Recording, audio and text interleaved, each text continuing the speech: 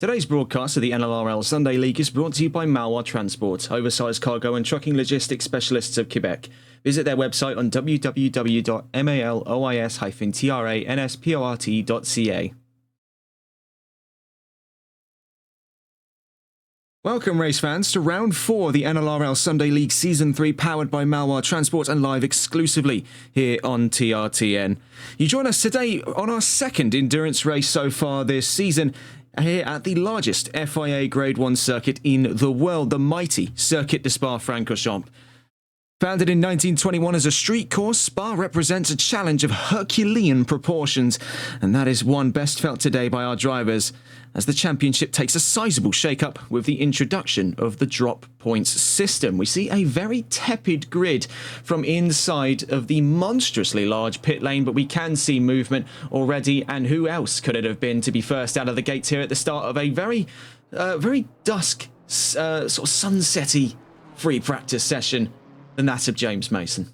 Plenty to discuss then in regards to changes coming into this round. Having a look into some of those, of course, is the introduction of the drop point system. Now, this was a system we discussed all the way back a couple rounds ago in the solo multi-class endurance championship. We did mention it was coming into effect here for season 3, and now that we're 3 rounds in, that drop point system is able to take effect. What does it do? It nullifies 2 of the worst results from the standings and is a cumulative system that progresses with the season. Right now, it has definitely shaken up the basket in regards to where people stand in both the teams and drivers championships, but will progress with the season. The idea is to give the competitors their best possible chance against unpredictable odds such as disconnects, outages, technical failures, or any other reason they would appear outside of their normal positions on the track.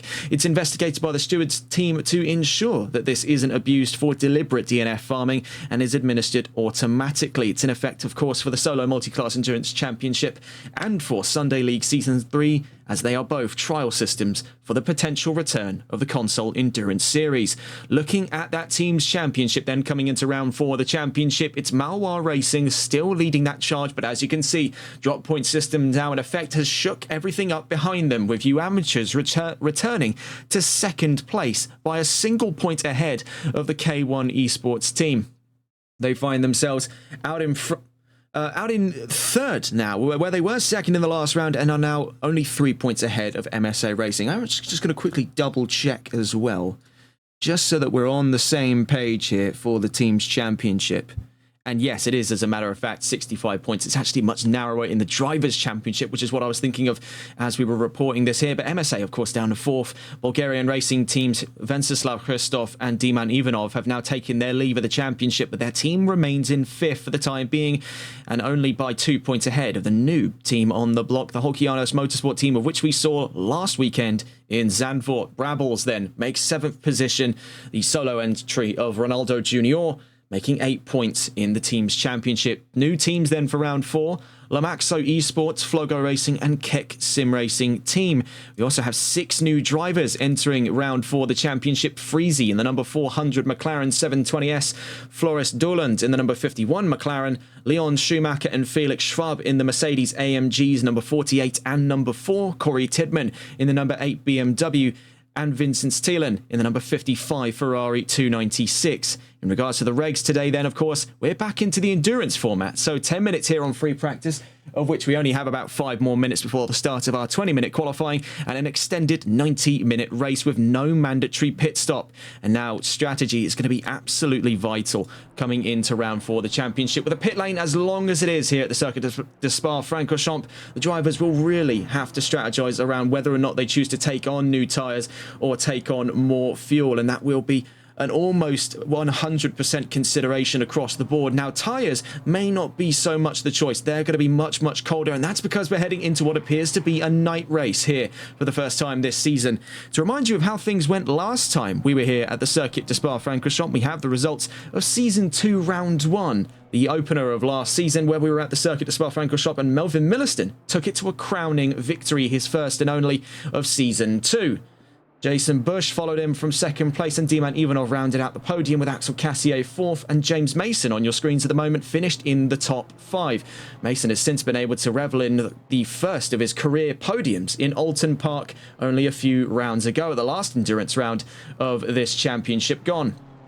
Behind him, then, back in Season 2 was Carmelo Abate, the Season 1 runner-up, and Ian Skeen on one of his first drives in NLRL's Sunday League. He competed more prominently in the Console Endurance Series with the Euro Titans Endurance team. Christian Lebay, the Season 1 champion, was on his return to Season 2 and finished in 8th position ahead of Kyle Jenkins and Alex Marignon to round out that top 10. Francois de Bon in 11th with Marian Stoyanov in 12th, Latchok Richard in 13th, Dave Bond 14th, Kevin Coyne 15th, Milbank in 16th, Cheeseman 17th, Vermack on a less than ideal 18th position, and James Robertson rounded out the finishing positions with several DNFs included back in Season 2, among them Kuiper, Puttock and Prodger.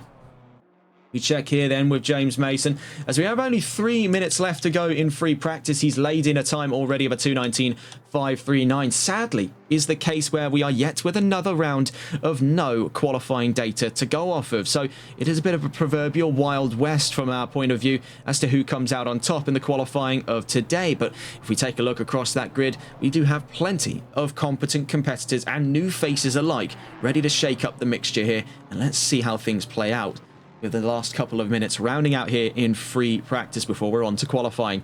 And if I'm led to believe correctly, it may even be a nighttime quali, so these drivers will be dashing around the track with very little heat in those Pirellis and almost blind in some sections of the track, trying, bumping and scraping for the best time possible today. And with that 90-minute race looming round the corner of both free practice and qualifying today, it is going to be quite a troubling precedent for some. This is not going to be by any stretch of the imagination an easy breezy round like things were back in the sunny and bright conditions at Zandvoort and the standard round of last weekend, nor is it going to be anywhere near as snappy as the upcoming sprint rounds. And having a look at that calendar, we'll see that heading into round 5 after today on the 24th of August, we'll be running into our first double sprint round at the Circuit Ricardo Tormo in Valencia. That's going to be a fantastic little round to cover, but right now we're here in Spa as we imminently approach the season midway. After that point, we'll be at the Nürburgring, we'll be at Monza, Spielberg, Indianapolis, and then we'll be returning to Silverstone, which was originally meant to be round 3, but was delayed after a series of complications, left over a fortnight without racing here on the Sunday League. Now we are finally back in full swing, all cylinders firing then for our drivers today. With only a minute left to go in free practice, let's get a gander around the field here as we actually see a rather interesting sight. Now, I believe he has just left the session, but take note there of the 999 BMW.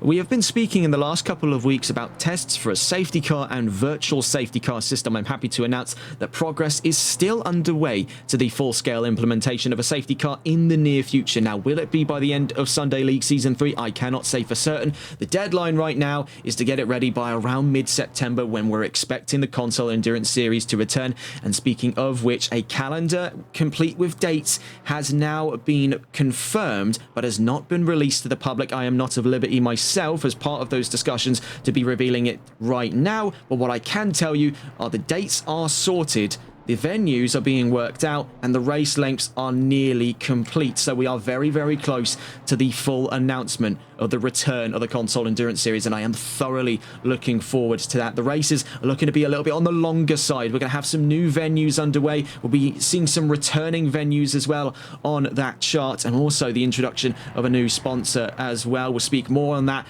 as information comes on through. But right at the very end here of free practice, but moments away from the start of quali. Very few drivers left to complete laps here on track. A lot of drivers just using this as a little bit of a cool down before the hot and hurried action of qualifying today.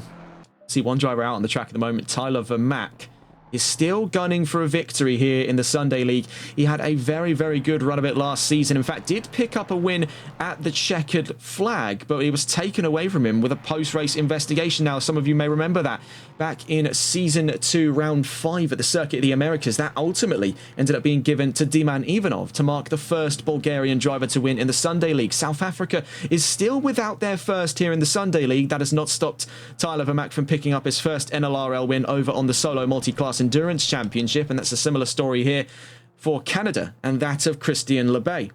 Right now sits in the pit lane right at the very end here of free practice, but a moment away then from the start of quali. Vermack unable to lay in a valid time here at the end of free practice.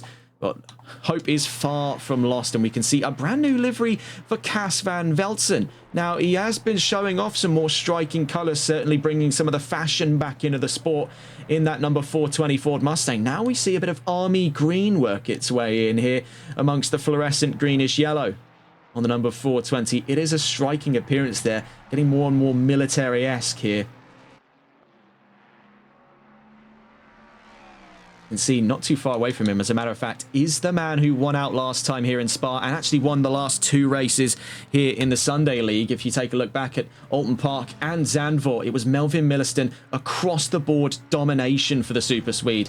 And number 68 is looking to make this a hat-trick and his 2nd Spa win in a row here in the Sunday League. We could be looking at matters unprecedented here in round 4, but we are but moments away then as we see across the line went, oh, never mind. I suppose we're getting into it right now. 20 minutes then in nighttime conditions. And who else could we have expected to jump at the start there first but James Mason, the early bird as he is now, the 413, always out of the gates first, always onto the fray first. A real trooper on this grid. He's been around for 3 seasons now, since the first runnings of the Sunday League. And has been a trooper back then, competed with, I can't remember if exactly it was a broken arm or a broken wrist, but regardless, his arm was in a cast and he was still getting behind the wheel. That is the kind of commitment you want to see on a grid like this. And it has been this dauntless endeavour every single time, every single qualifying. And he has been out of the gates first among any driver. So we'll also be able to get our first comprehensive tour of the Circuit de Spa-Francorchamps. It is a mighty stretch of FIA Grade 1. Getting that graphic back up again. 4.352 miles. That's just over 7 kilometres. And 20 whopping turns of FIA Grade 1. Home of the Belgian Grand Prix and home of a myriad of endurance racing series. Amongst them, the World Endurance Championship 6 Hours of Spa and the CrowdStrike 24 Hours of Spa. It is a monstrous track. One of the most iconic tracks in Europe, dare I say. The calendar almost doesn't seem complete without it.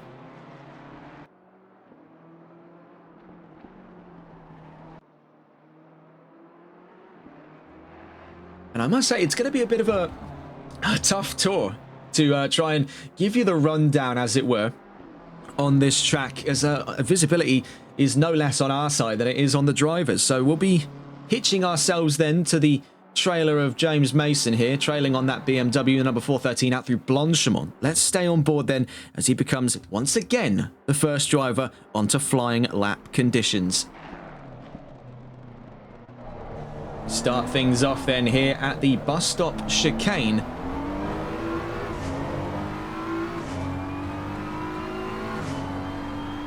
On our way then down the Grand Prix straight. Now this would run parallel to where they would be coming in and out of the pits in the Formula 1 Belgian Grand Prix. We won't be using that particular stretch. We'll be using the one further down as we exit La Source here. And this is down to where the actual start-finish line will be come race time. We'll go rolling down here where they start the endurance races from. And it'll be a much shorter run here to the most infamous section of FIA Grade 1 the world has ever seen. Eau Rouge and Radion. Turns 3 through 5 there give rise to turn 6 as we head up the Kemmel Straight. Many an infamous activity has gone on in the world of motorsport up this very straight of tarmac. Every single corner, every single straight oozes legacy and history from a multitude of disciplines as we make our way then into Le Combe and Melmedy, turns 7, 8 and 9.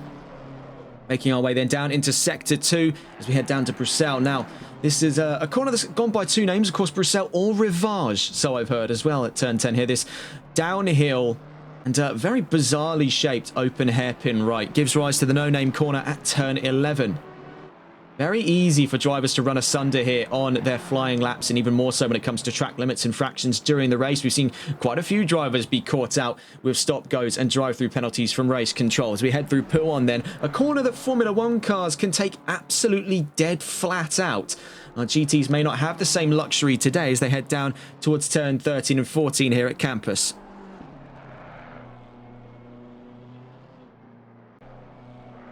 Heading down towards Stavelot at turn 15 as we make our way into Sector 3. We did see a yellow flag come out for the 68. That was Milliston. So Melvin Milliston on a less than ideal start. It's got to do all of that flying lap preparation all over again. Now as we exit turn 16, the curb of Paul Frere on our way to Blanchimont, turns 17 and 18. It's been quite the pleasure then to be on board once more with the 413 of James Mason, as he's become effectively the unofficial tour guide of the Sunday League. Always first onto the fray then, out through turn 18, down towards turn 19 at 20 at the bus stop chicane.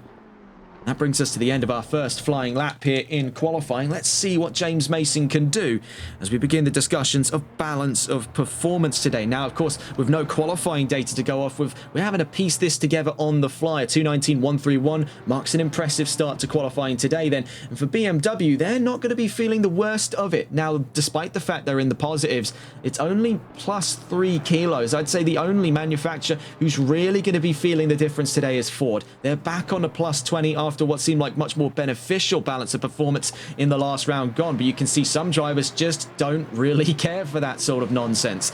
Cas van Veltsen's one such driver with Ford, and he's planted it onto provisional pole position. A 2:18.092 marks the new benchmark for the fastest lap of the session so far, with just over 5 minutes covered. Back onto the discussion of balance of performance, it's business as usual for Aston Martin with their V12 Vantage, the solitary V12 Vantage now marking third position, driven by Christian Lebay, who right now is eclipsed by the Lexus RCF of Tyler Vermack. Vermack himself is also going to be feeling some benefit today with 10 kilos shed off of that Lexus, but Honda swap in between the middle of them here with minus 17 kilos. Then looking further around that balance of performance field, Mercedes losing 9 kilos and Lamborghini losing 5. Porsche only gaining a single kilo for this race. Audi gaining 2. BMW, as we mentioned, they're gaining 3.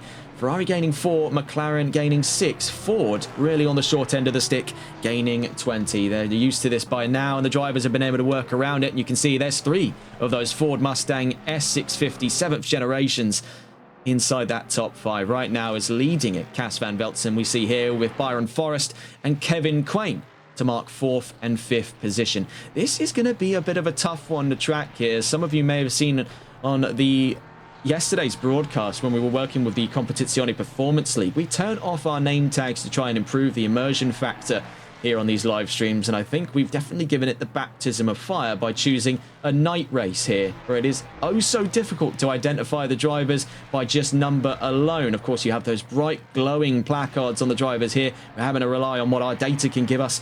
We don't want to have the giant name tags obscuring anything more than we need to, especially with how vertical this track can be. It can often... Oh, yeah. That is not looking grand. Kevin Quain there colliding with one of the Holcianos Motorsports Ferraris. That was Sergio Belda down at campus, turn 13 and 14. Won't need to get that on a replay. You could watch that in IMAX for all you care. That was clear as day, despite being nighttime. Tyler Vermack up to second then. Cas van Veltsen opens the taps from 500ths to 5/10. Cassier now makes third there with Ford.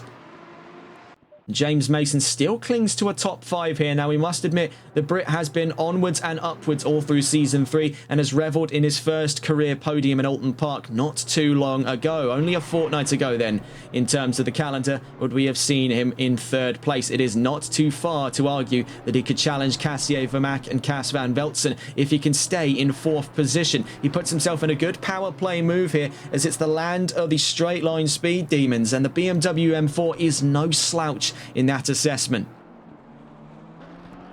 And also see as well, one new driver on today was just briefly in 8th, but is now down to 9th with the introduction of another new driver. That's Felix Schwab in the number 4. He's with the Keck Sim Racing team, one of 2 drivers, the other being Schumacher in the number 48. He's just making his way to the line now as we speak.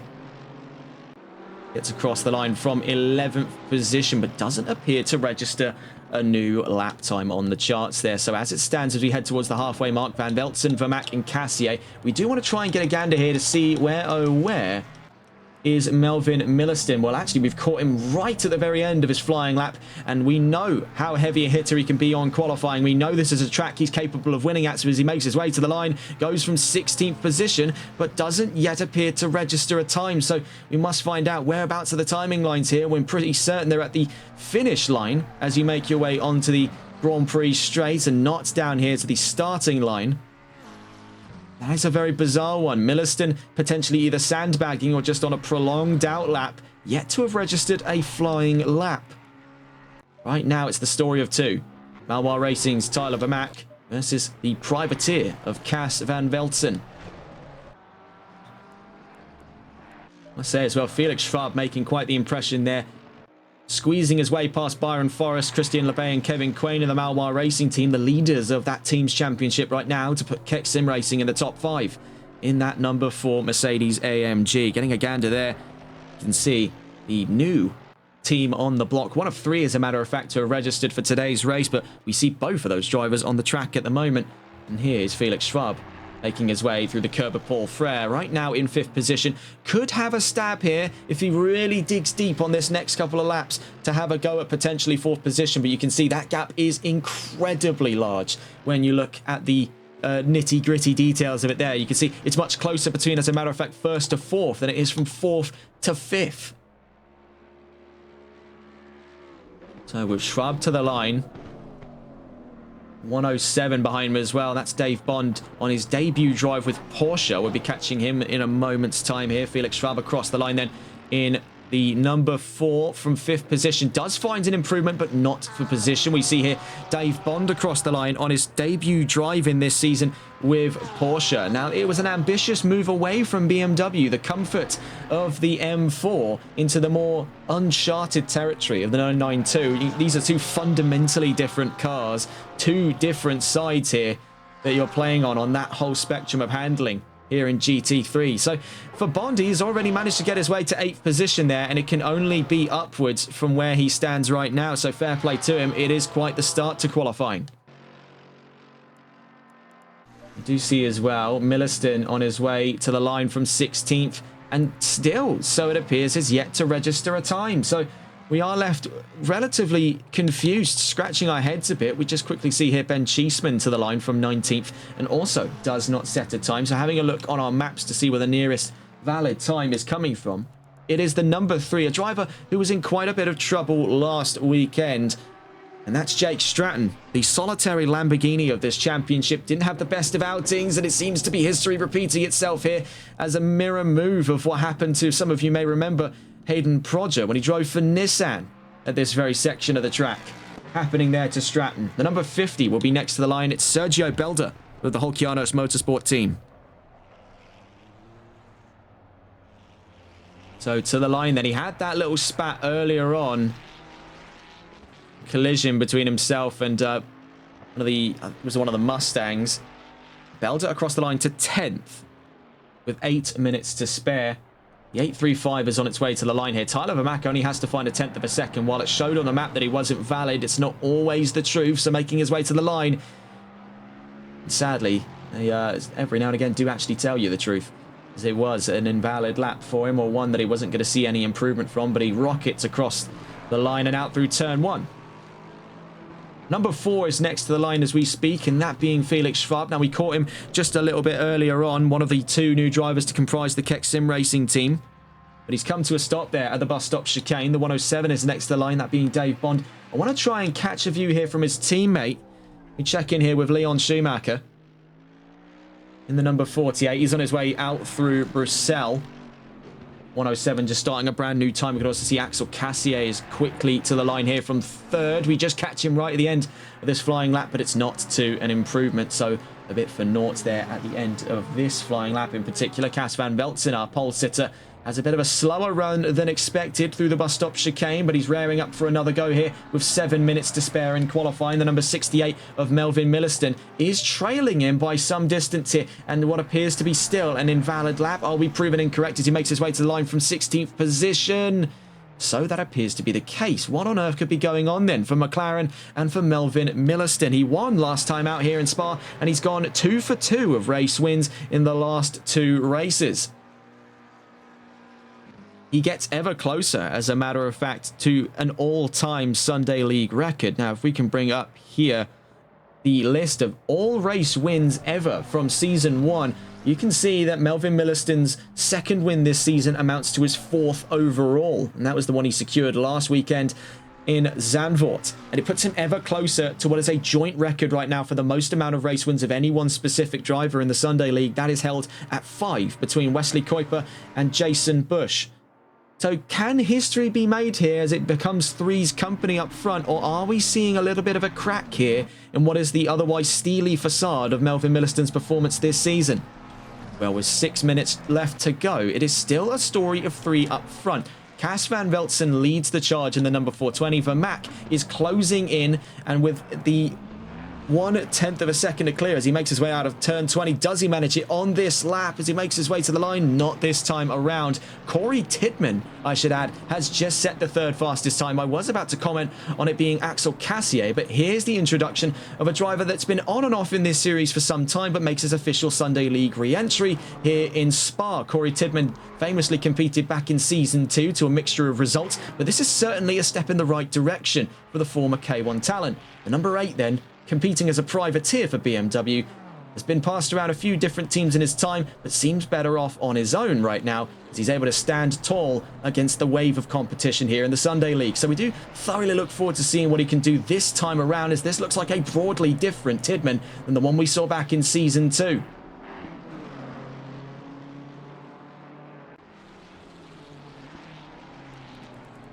You can see as well, next driver on a valid run to the line is Ben Cheeseman with K1 Esports. He's on his way to Blanchemont at turns 17 and 18. We saw in the background there, letting him go was the number 68 of Melvin Milliston.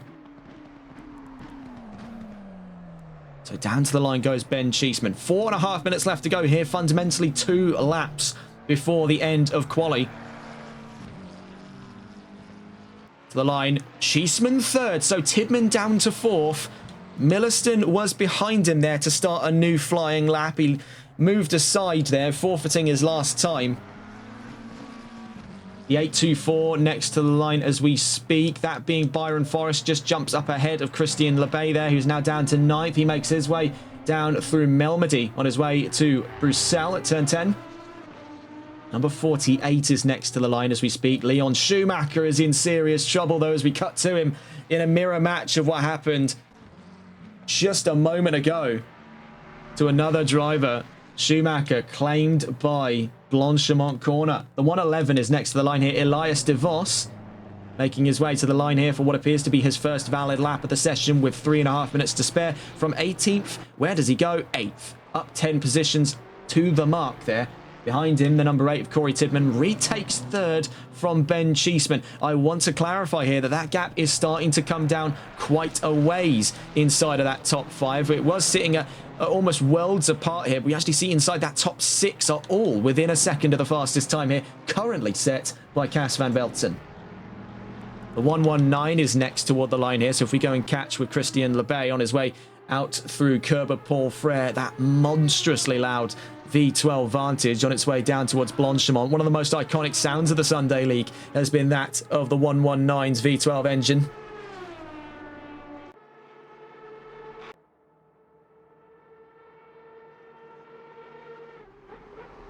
Down to the line he goes then, from the bus stop chicane. Trailing him there was the number 3, that being Jake Stratton. Lebay to the line then. Does he usurp the time of Forrest? No. But does Stratton lay a time on the charts here from 20th? Also no. So a bit of a bizarre one here as we get to the final minutes of qualifying today. The 114 is next to the line at the moment. Ben Cheeseman on his tit-for-tat fight here for 3rd with Corey Tidman. Who comes out on top then in this fight for the second row? Now, bear in mind, one step a little too far. Now you're talking front row starts between these two. So as Cheeseman makes his way to the line, it's not to an improvement this time around, but with one more lap to spare, he could still yet lay a dent here on Corey Tidman's qualifying performance for 3rd. The main story, though, is who comes out on top in the front row fight, as we have still yet to see times from Melvin Milliston. He makes his way to La Source then to do a one-and-done qualifying lap. He's spicing things up here, doesn't want to make it too easy for himself.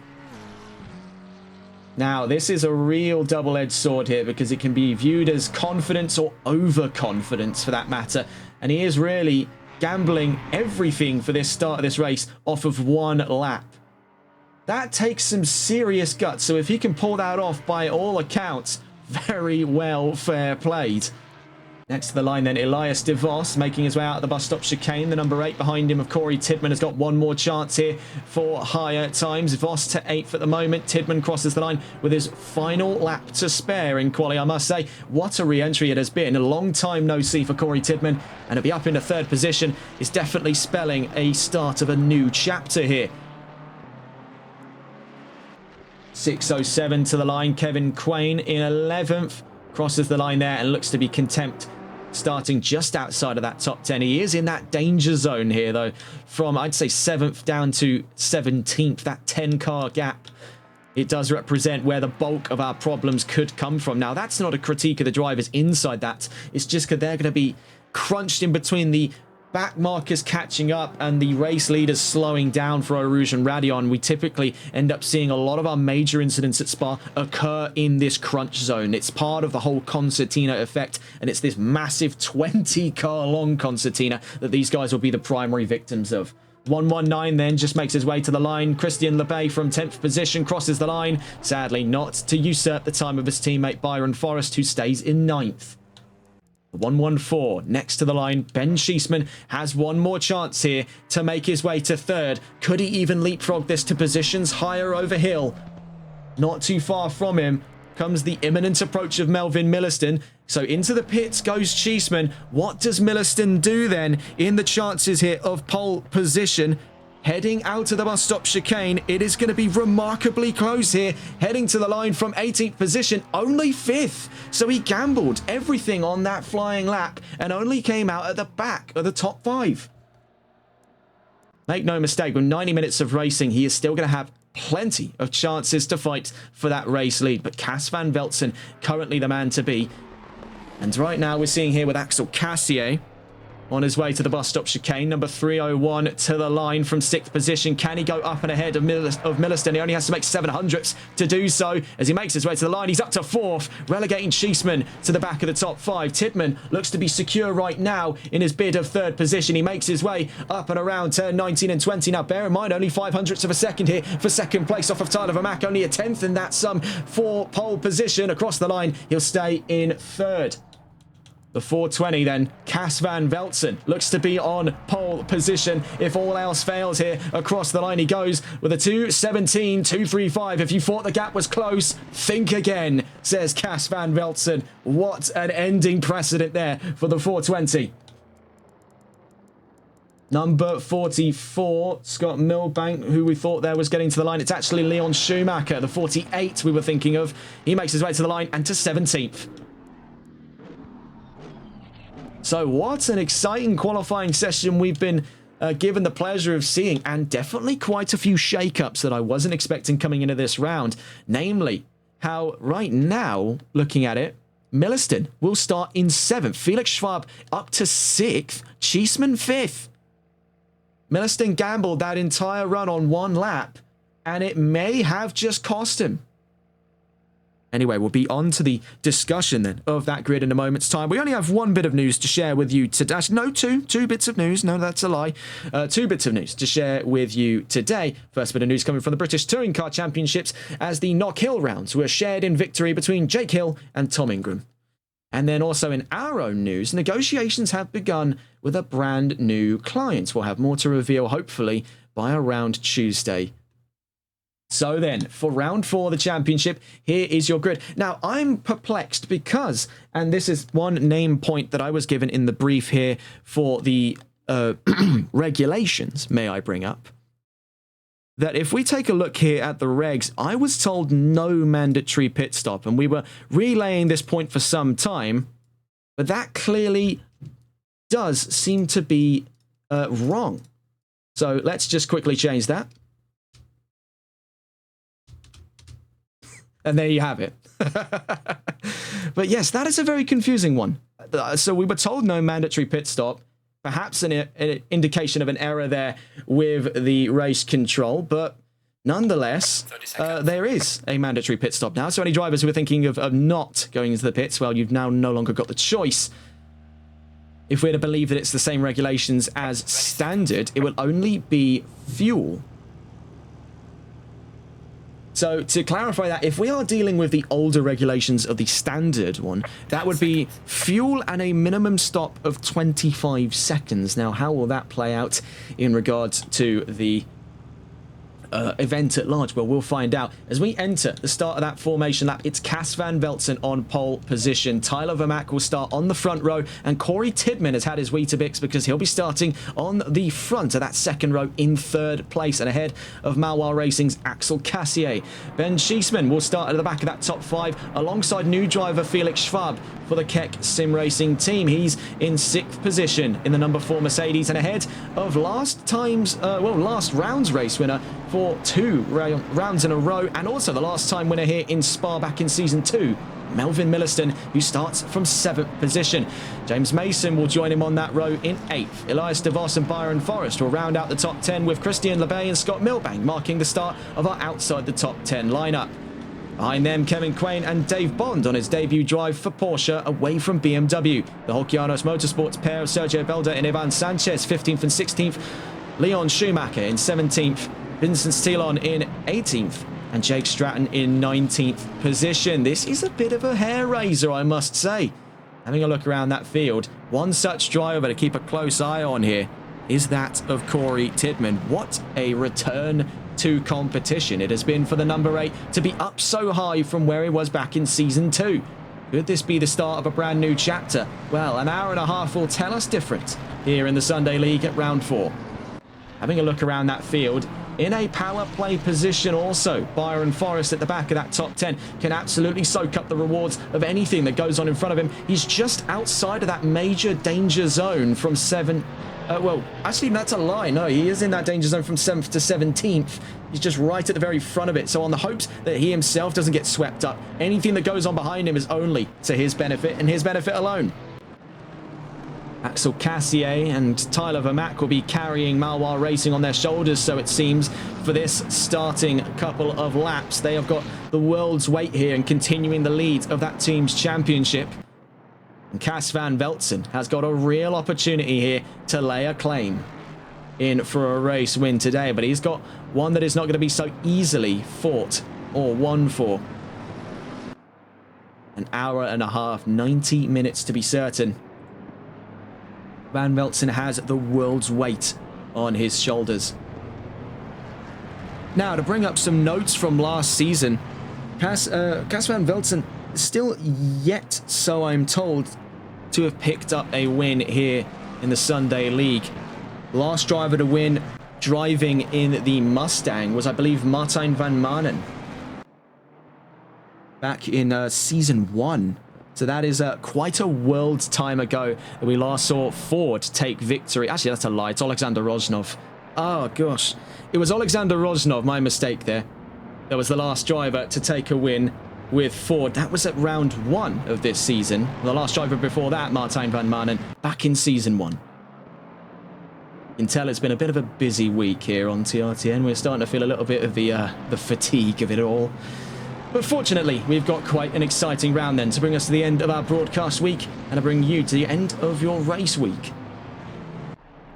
We make our way then down towards Blanchimont. We are but moments away from the start of round 4 of the championship as we're back into endurance racing format. Now, of course, there is that peculiar element now of an additional mandatory pit stop from 0 now to 1. We weren't expecting that. We were told by race control they did set it to no pit stops. But these are certainly trying times indeed. So to give some context as well, there has also been a massive shift around in the way that G-Portal can be interacted with now for server owners. So a lot more settings to calibrate, a lot more things that can end up getting lost in the post, as it were, when it comes to setting up events. These teams have had to basically relearn everything here in the wave of new updates for G-Portal. Making our way then out through the bus stop chicane. Now, it doesn't start here on the opening straight down towards La Source, unlike it does in Formula 1, for example. It will actually happen around La Source and running parallel to the run into the GT paddock.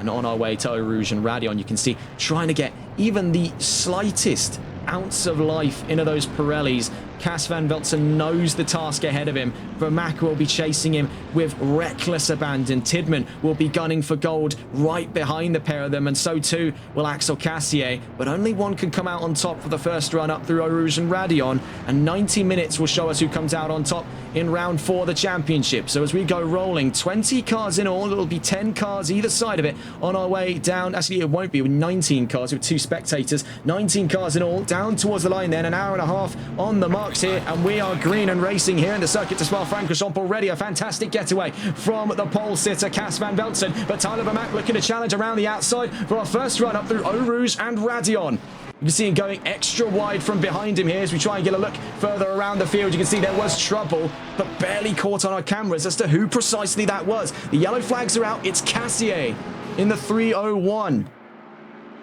So Schwab up to 4th, Cheeseman up to 5th, Tidman still in 3rd, leading that charge right now. Cas van Velzen and Tyler Vermaak back in the green flag conditions for the time being. We see here with Corey Tidman, he's right on the tailpipe of Tyler Vermaak's Lexus. So we go heading down towards Bruxelles. He's looking for the inside. He's sneaking his way in here on the 835, so dangerously close to the rear quarter of the 835 Lexus. As we go down towards the no-name corner at turn 11, he still holds on to 3rd. Looking further around, Byron Forrest up 3 positions from the race start. A little bit of a bump and run there through turn 11. As Christian Lebay and Elias de Vos are right on his tail, side by side right behind him as we check here in that fight for 8th position between Lebay to our right-hand side, Vos to our left-hand side. A bit of a bump there past the second part of Pouhon as we head into campus, turn 13 and 14, tucks back into single file on what looked like could have been serious elbows out action here as we enter Sector 3. So right now, Van Velzen still leads, Vermaak 2nd, Tidman 3rd. Having a look around the order as we try to see where our next fight's coming from. Keep an eye here on Elias de Vos. He got his elbows out on the start with the Maloir boys of Christian Lebay and Byron Forrest, as we saw just a moment ago. But he's also got Scott Milbank and Melvin Milliston, who had a blinder of a start there, as he's now down to 11th position. So a blinder, depending on who you ask there, a bit of a subjective point of view. But not the best start in the books here for Milliston, who won last time he was here at Spa back at the start of Season 2.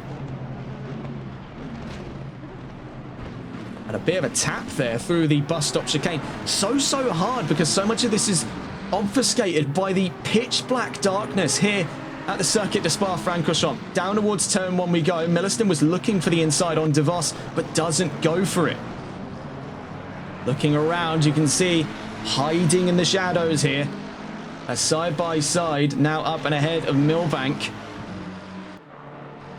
And right behind the man on screen here, this is now Christian Lebay. He's hunting down Elias de Vos, but he's clipping time. He said that he had to lift off of the throttle heading up through Eau Rouge and Radion. He was clipping time every single time he went up toward the Kemmel Straight. You can see in front of him that Byron Forrest is under attack by Elias de Vos, and creeping into the left-hand side here of Christian Lebay's Aston Martin is Melvin Milliston as we head into Le Combe and Melmedy. You can see double contact between de Vos and Forrest, and it looks like nearly triple contact between the pair of them, as it is absolutely elbows out. War on all fronts as we make our way down towards turn 10.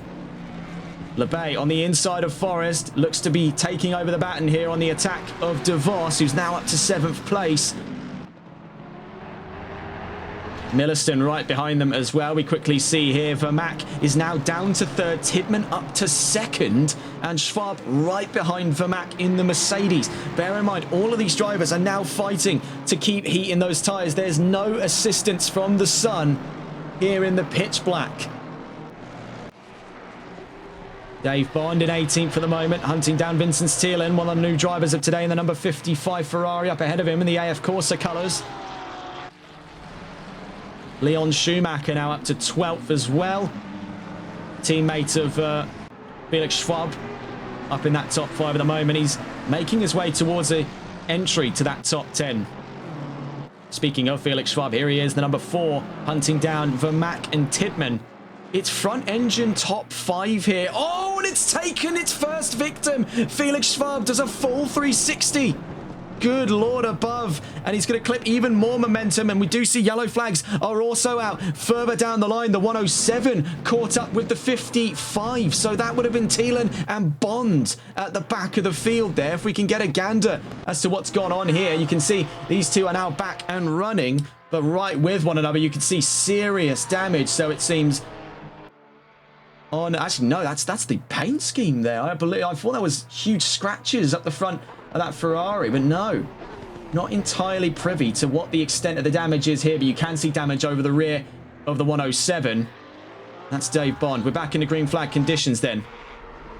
Elias de Vos separated from teammate James Mason by 4.5 seconds. He's 1.5 nearly up the field from Christian Lebay. As you can see, the grid start to form up here on the Kemmel Straight. Millicent is chasing down Byron Forrest as we speak. Vermack is chasing down Tidman. So plenty of battles on the horizon to discuss. Let's see if we can quickly just catch on board with Millicent, as by the time we've caught him, he's up and ahead of Byron Forrest and now looking to hunt down Christian Lebay for 6th position. It wasn't the greatest of starts, but now it's really picking up here in the next 6 minutes.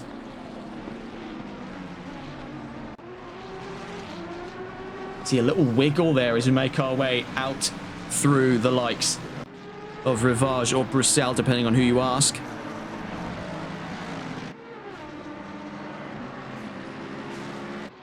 So having a look then as we check in now with Mason, Vermack and Tidman. Three's company here for the fight of second. I must say, it has been a real tour de force re-entry for Corey Tidman. He now looks to fend off second position. Let's stay on board with these drivers for the time being here, as we are in for a bit of a treat today. Tidman leading that charge, defending for second place.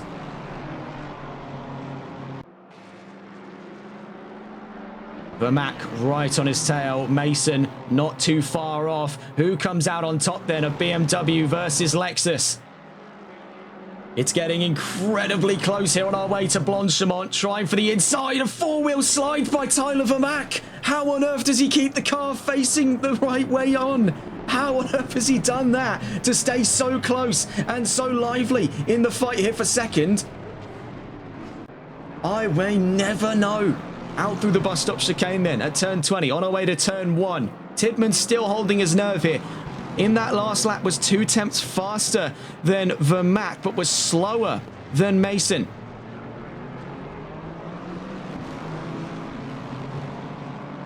You see if we can get a view from the perspective of Tidman over his rear spoiler as we head up Eau Rouge and Rady on turns 3 through 5. You can see just the pressure on these cars making our way up through. Now through turn 5, now to turn 6 on our way to the Kemmel Straight. And he's really done quite a bang-up job of it there to forge a gap. 0.7 of a second. It actually may be the case now that Vermack may have to start looking at a defensive fight against James Mason. Having a look here just quickly, Sergio Belder's up to 12th now as well, chasing as we do potentially, what was that, nearly trouble there almost? Oh, yes, it does look to be some modicum of trouble for Thielen. He has dropped behind massively since that incident. Let's see if we can gather a view here from Vermack.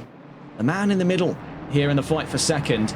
Tidman right in front of him by 0.2 of a second. He may have a chance here to come and have a go.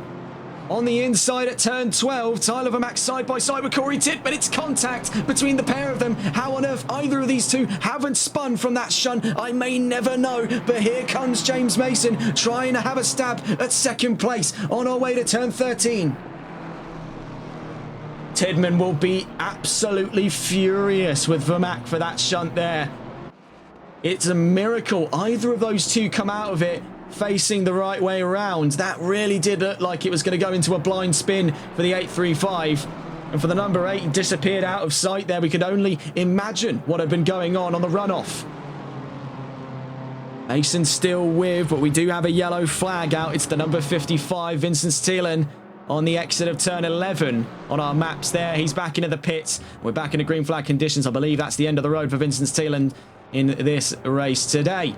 Nearly 10 minutes in, and what a start it has been for all besides one person. Cas van Velzen, who's had a very smooth drive from the word go here. He's let his contemporaries in that top 5 trip over one another and spill blood and oil on this circuit in their endeavours to pick up the position he's coveted over the course of qualifying. But it has been smooth It has been remarkably smooth. This is the one with the weight on his shoulders here. Vermaak now having to fend off from both Mason and an infuriated Corey Tidman.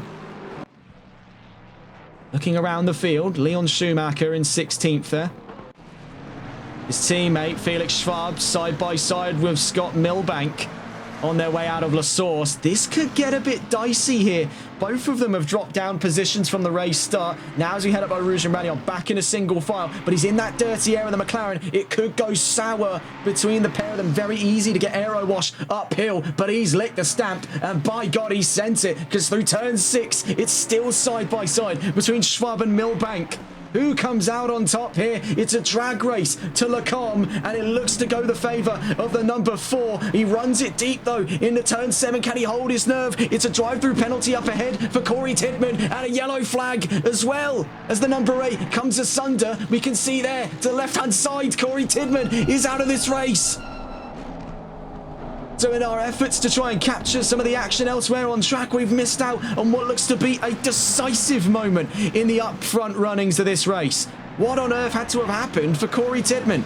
Sadly, we can't check the replays. It will crash the game, but another yellow flag now, this time for the 48. I believe 48 there is, I believe that's, yes, Leon Schumacher.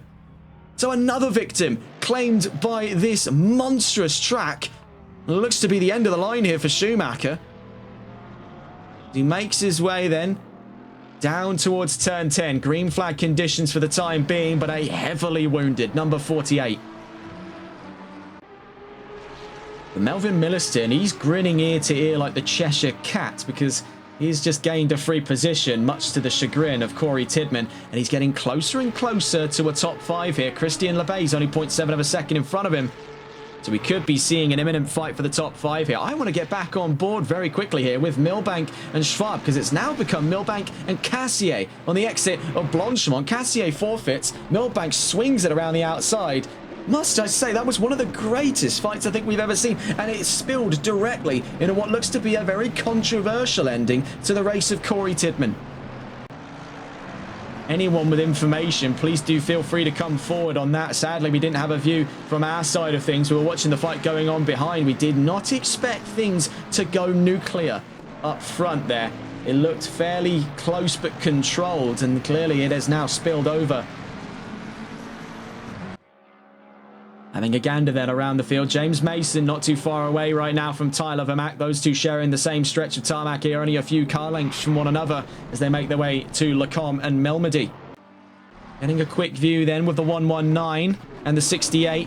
Lebey v Milliston, a battle on the way. We did see a drive-through penalty come through, yes. We saw that before whatever on earth happened post Melmedy and Lacombe. But we don't know whether or not he just pulled it to the side and call it quits, or whether or not there was something else going on in the mixture of that as well. What if I had to take an educated guess, and now this is just me, maybe he had to cut Lacombe, the game gave him a drive-through, and he threw the towel in there. That's possibly the most plausible. He maybe got elbows out side by side with someone, or someone got side by side with him, he had to cut that, and then the drive-through penalty came in. Because we did see everyone was getting pretty ambitious up through Rouge and Rallion in that fight. There was no mistaking that there through turn 5. Right now, here looks to be the proceedings of the fight for second. Tyler Vermaak versus James Mason. Now, I must concede here, this is Mason's second chance at a podium. He already picked up one in Alton Park. He could be looking for even grander results. Right, good. We have a member of the race control team actually checking the replays for us so that we don't run the risk of crashing our game and ruining this mighty broadcast today. And what a pleasure it has been to bring it to you. It wouldn't be, of course, possible to bring you these performances without the support of our sponsors over on Malwa Transport. They've been behind us every single step of the way. We really couldn't have done it without them.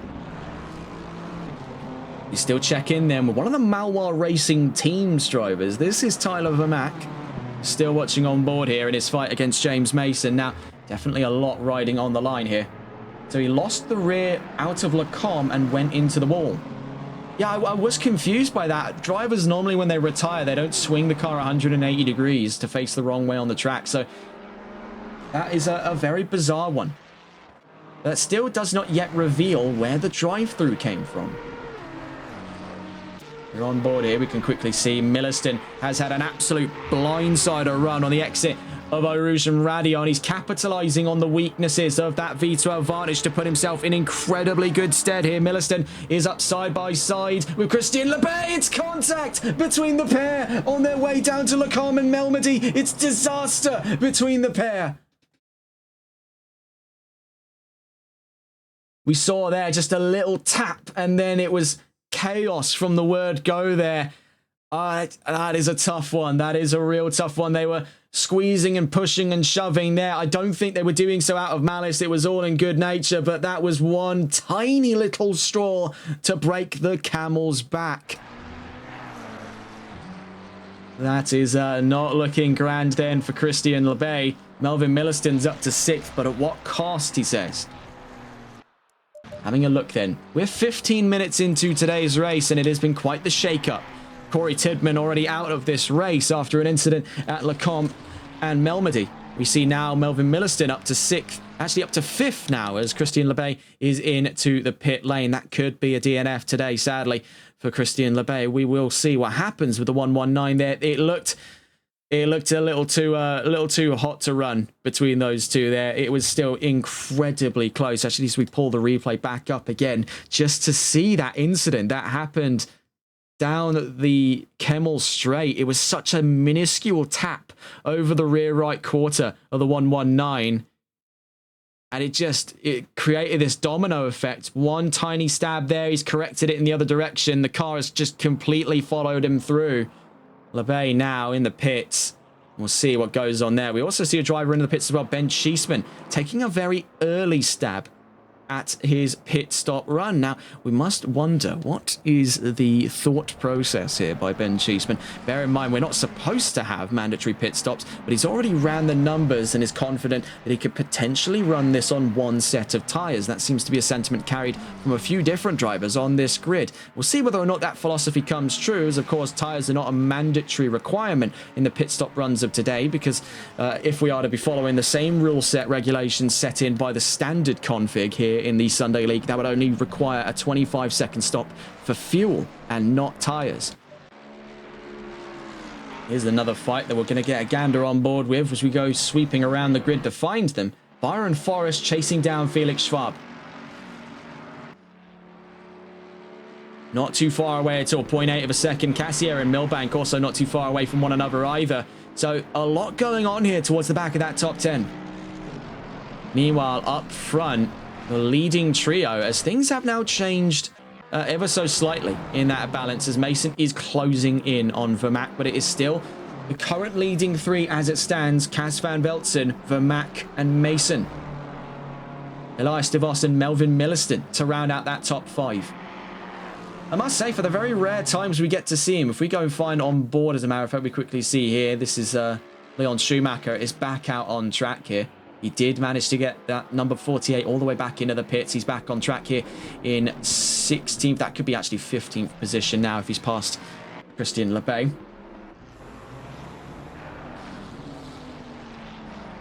Oh, we do have a little bit of a hiccup there. Now, I was trying to keep one ear to the track as I did hear the sound of scooping gravel. As it does seem pretty clear to me someone ran into the gravel after the curb of Paul Frere. But who was it exactly? Could it have been Mason? Could it have been De Vos? Could it have been Cheeseman, for that matter, who's a lapped car caught in the middle of this top 5?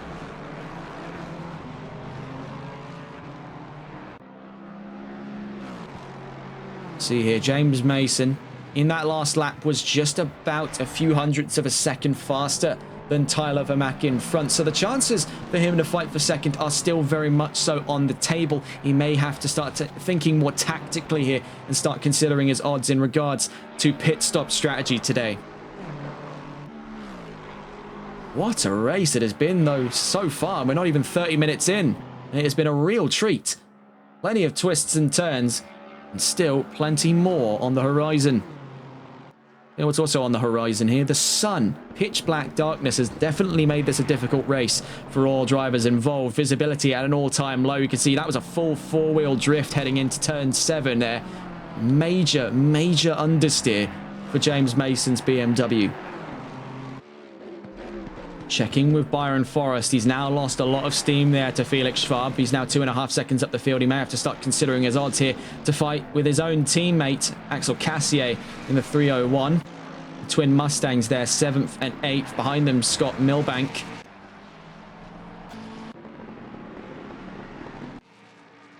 To quickly see here from the perspective of Cassier.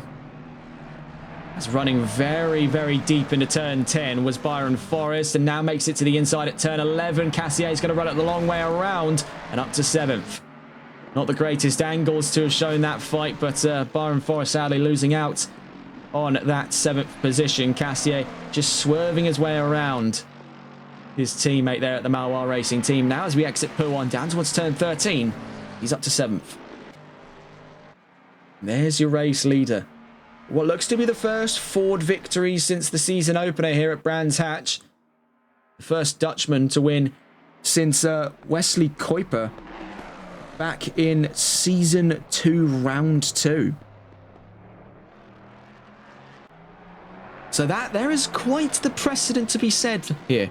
The last time we had this combination of a Dutch driver and a Ford Mustang was Martijn van Manen in Indianapolis Season 1. The last time we had a Dutch race winner ever was back in Season 2, Round 2 from Wesley Kuiper at Donington Park.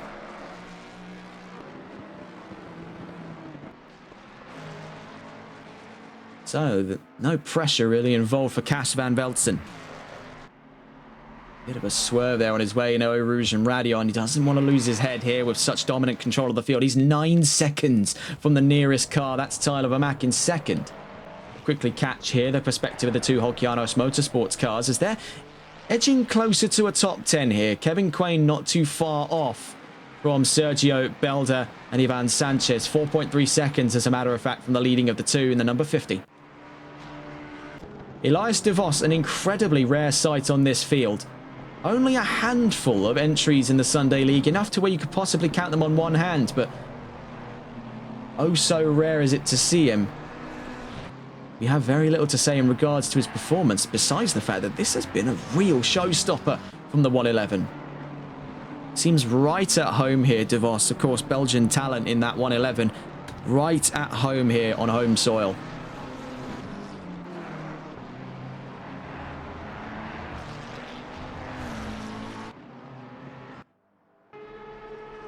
See, the Christian Lebay still continues to roar on here in the Aston Martin. We did think that after that major shunt against the wall, that could have been the end of the road for the 119, but he soldiers on still from 15th position. Knowing that his teammates at the Malwar Racing team will be able to pick up the slack in his absence, he's trying what he can here in the 119. Hope is not yet lost then for Aston Martin. And here's the driver taking up the helm here to carry points for the Malwar Racing team, or at least one of two to do so. Tyler Vermack, the prodigal son, as it were, in the 835. Took him a long time to find his footing. But now that he has been a man possessed in the Lexus era.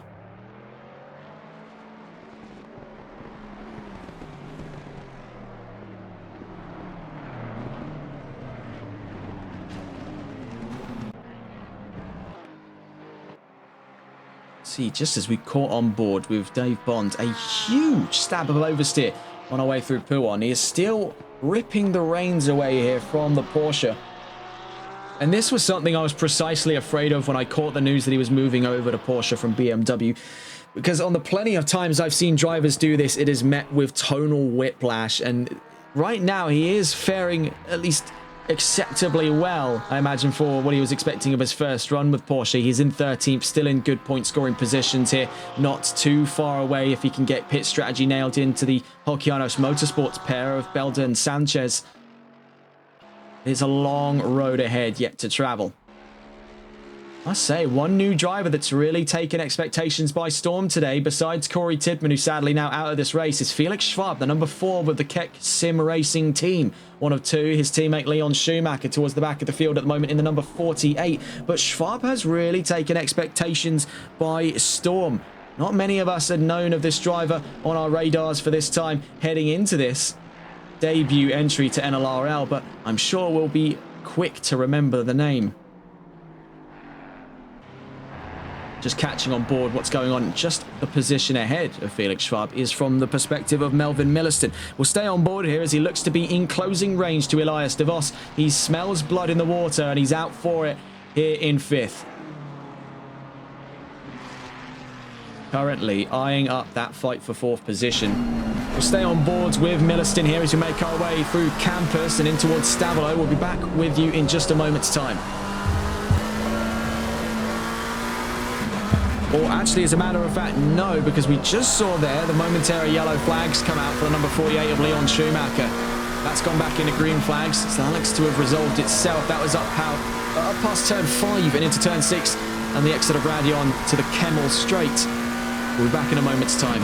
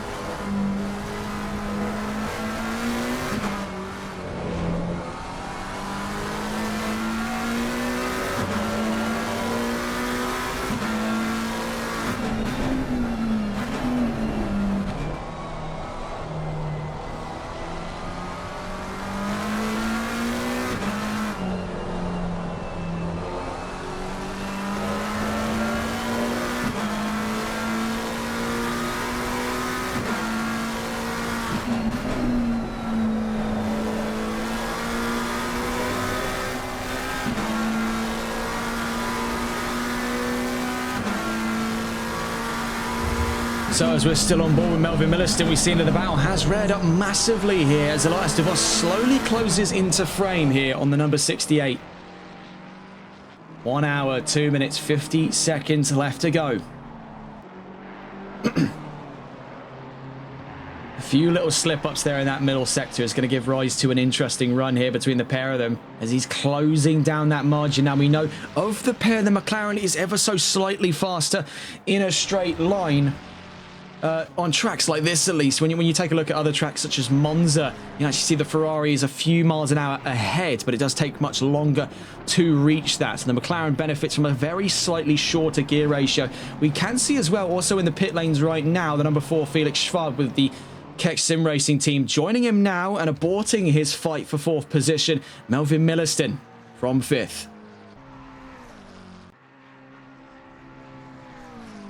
See here with Ben Cheeseman, who was a very early doors driver to take a pit stop. He's 12, nearly 13, actually yes, 13 seconds away from Christian Labey in 14th. See here, Scott Milbank and Byron Forrest look to be getting into arms very shortly for control of 7th. That'll be up to 6th there with the presence of Milliston. So stay on board here with Milbank. As he right now looks to stage an attack for 6th position. He's got Byron Forrest in his iron sights. We'll also try and get a view on board with Forrest himself to see if we can get a view of the defending perspective. We showed you the attacking perspective for a while there with Milliston chasing. Now we get to see Forrest defending from Scott Milbank.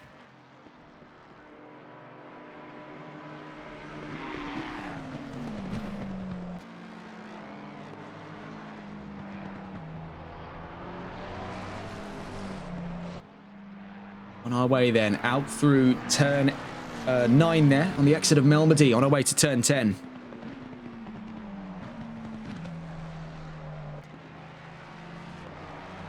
Down through turn 10, takes a slightly wider of the two lines there towards turn 11, but he is holding his nerve and he's making it a very tough back end to follow, and fair play to Byron Forrest.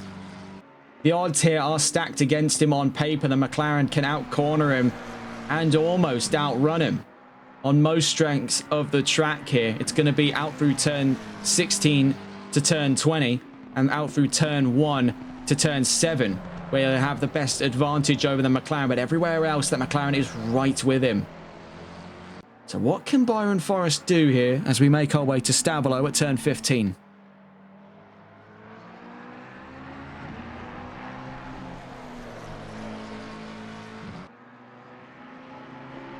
So out of the curb of Paul Frere. This is where that 5.4 litre Ford M Sport V8 gets to let loose here as one of the fastest cars in GT3 right now, on his way to Blanchimont. That front engine layout just gives him a little bit more confidence to go and attack those curbs without so much of risk of spinning out. Now, we have seen this as a bit of a two-sided sword, a double-edged sword, as it were, as the Mercedes cars, despite being front engine, run into a very similar problem. We do have a yellow flag out. It's for the 107 of Dave Bond, just on the exit of turn 12. We also had it from the number 4 of Felix Schwab on the exit of turn 11. But to note as well, it was with the 48, which is his teammate of the Keck Sim Racing team. So a little confused as to whether or not that was him letting his teammate through.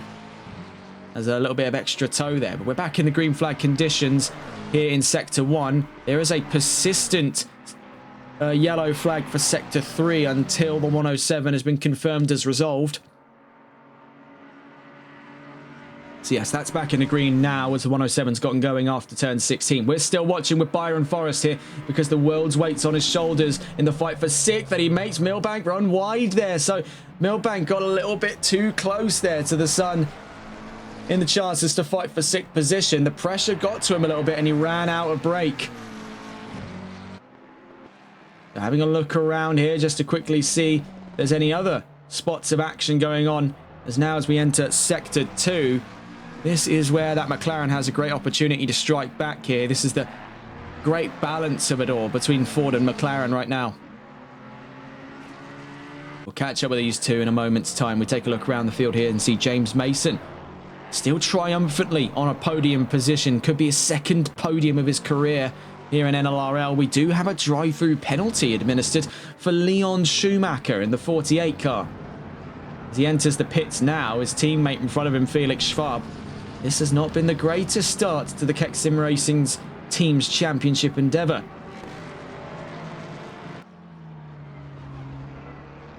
That drive-through penalty is only going to continue to compound issues for the twin Mercedes cars over the course of the next 57.5 minutes.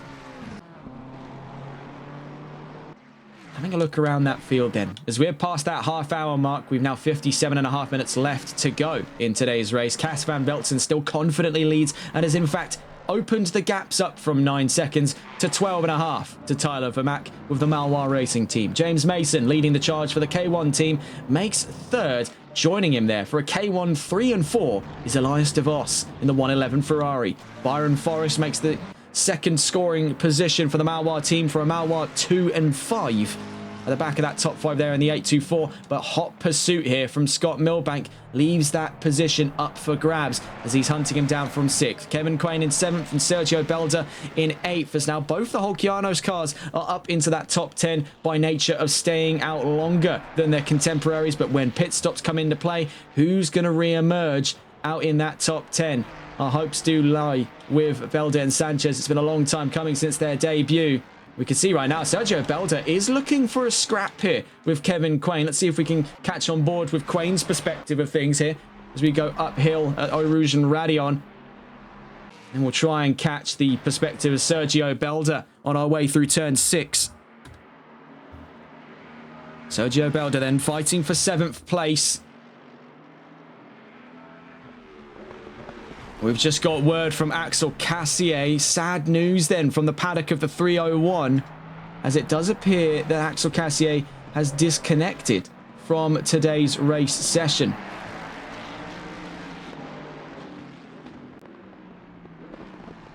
Still watching then with Sergio Belda. That did, yeah, I suppose that did go a ways to explain how that fight earlier on went from 6th to 5th. That is not the greatest end to the day here for Axel Cassier. Down towards turn 12 we go. We're still on board with the Holkianos Motorsports' Sergio Belda in the number 50.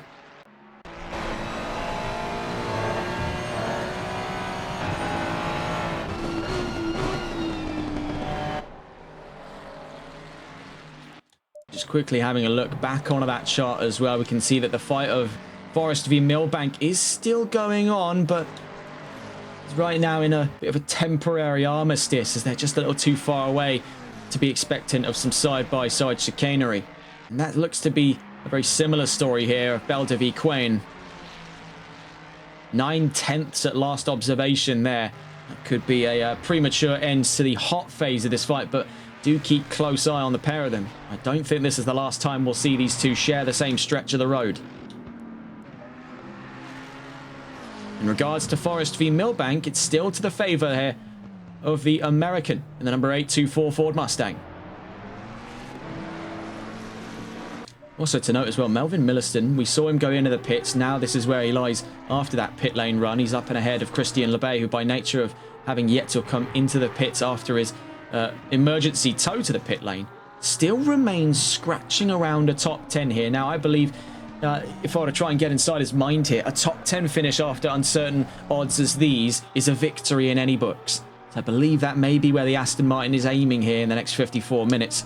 For Melvin Milliston, he knows strategically he's got the greater majority of the grid pinned here. He'll be taking a very quick visit back to the top 5 once people get wise of where the pit lane is and how to get in. Checking back in Quain v Belda. It's now up north of a second before last observation, but then drops 2 tenths. That's not going to be much easier on Sergio Belda as he runs deep into Lacombe. Approaching a little bit more the strategic phase of things here. Getting towards that midway mark.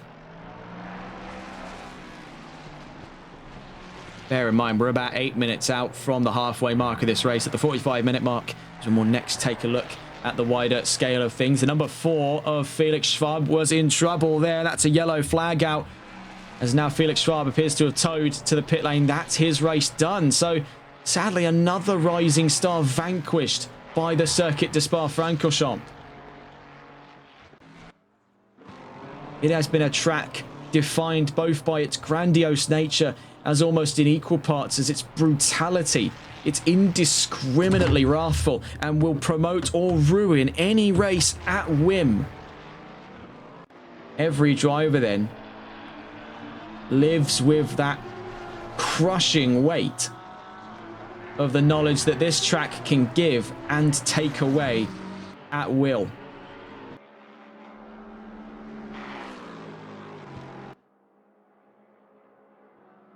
We check in here, the rather lonesome drive now of Tyler Vermaak as he's up past a second and a half here, nearly 2 seconds away from James Mason. He's slowly losing touch of the one bit of company he's had here in the last couple of laps of this race. Not that he'll be arguing with the position he's in right now. 15 seconds away from Cas van Velzen. It looks very compelling to be that Van Velzen could be seeing his first Sunday League victory in 51 minutes. To note that Mason is slowly gaining on Vermaak is one thing, but we'll see what they do if they are to get any closer than this. 1.5 seconds has been the plateau mark for the greater majority of the last couple of those laps. Could it be the chances here that the older Lexus is starting to show a little bit of signs of age here on those Pirellis? It's not anywhere near as efficient in keeping those tyres healthy and warm in the not so favourable conditions here in the night time at Spa than the more modern 2023 BMW M4.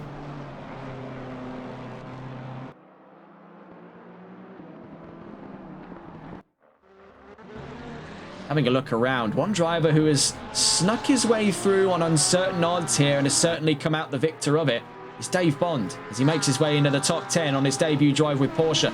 We saw the highs and lows here today of the 107s Foire in Spa. Right now, as we hit the 50-minute mark, he sits high in 10th. Milliston, though, is not too far away here. Christian Lebey's in his iron sights. He's trying to get around him as he's trying to lap past the Aston Martin and stage a charge on Dave Bond in that Porsche. Sparks fly in the face of the 68 here. McLaren and Aston Martin, two iconic British firms, out through turn 6. Milliston's up and ahead of Lebey. Trying to break off the toe here. Was he expecting a move? Oh my goodness, up on the inside from the Aston Martin. That was dicey there for Lebey. Hopefully he's doing all right. Yes, you can see he's emerged out, relatively speaking, unscathed in the 119, but one driver who certainly ain't happy with it is that of Melvin Milliston, who surfs Lebey's line there to get the leg up on Dave Bond without Bond even realising that he's been had for position. Very nearly a knock between the pair. Must I remind you that this very same pair of drivers were responsible for this incident earlier on? I believe it is still on our replay system here. This was them all the way back on lap 6, so it can get really ugly here. It can get really ugly. They may be on two separate lengths of the race here, but that was the same pair that caused this chicanery all so long ago now. 10 laps to be precise, 20 minutes in the past. But definitely a little bit icier cold blood here between the pair of them than would have been expected. I mean, we weren't expecting cake and flowers after their rather aggressive spat on that Kemmel straight, but I do fear for the pair of them here as they make their way to Blanchimont. Be remiss to say anything else. Up through turn 17 then. Turn 18 gives rise to the bus stop chicane yonder the horizon. Rocketing out of turn 18 comes Melvin Milliston alongside Christian Lebey for around the outside. Into turn 19 we go. Then to turn 20. It looks like this time it's gone in the favour of the McLaren as he makes his way out of turn 20. Slams down on the throttle and away he goes. Having a look around here on the story of McLaren, Scott Milbank makes the top 5 right now. 25 seconds away from teammate Elias de Vos. The 3.1 seconds, namely, away from Byron Forrest. These two had their own share of battles not too long ago, now in the favour of Milbank. To catch back up then on what looks to be an emerging fight up front between Vermaak and Mason, we were told that that gap is closing. The evidence doesn't seem too clear as to how quickly it can close. Our last bit of evidence suggested about 1/10 of a second. That has since plateaued because over the course of that last lap, Mason was 3/10 slower, and yet that gap continues to come down. Is it a case then that out through sectors 2 and 3 is where Vermaak has got more time to give, and sector 1 primarily sits in the hands here of Mason? As you can see, out through Rouge and Radion, he has sliced that down the middle from 1.5 to 0.7 down the Kemmel Straight. He's now in the slipstream. He'll be taking in some nice aero wash over the nose there. A little bit less of the aero pressing him down into the grade 1. He'll be getting a little bit more slipstream, a little bit more bang for his buck here on lap 18. Out through Melmedy. The scariest part of these fights is when they go up through a Rouge and Radion, because we've seen time and time again, front to rear very rarely ever works out. Someone's getting aero wash, someone's clattering the wall like it owes them money. Down towards turn 12 we go then.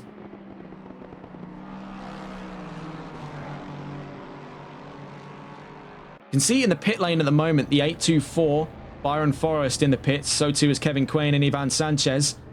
So Malwar Racing and Holciano's taking pit lane runs. Now, this is something I want to address because strategy is so important here at Spa, because, of course, we're not using the Grand Prix paddock. You can see right now, we're running all the way down to the GT paddock. You can see the ACC flag starting to appear on the right-hand side. That indicates where our pit boxes are. And as you can see here, Byron Forrest coming to a stop now on what is effectively the start of turn 3. So they've had to go all the way through La Source at pit lane limiter speeds here. Incredibly slow crawl to their pit box. You can see this time from Kevin Quain's point of view as he lines up behind Byron Forrest.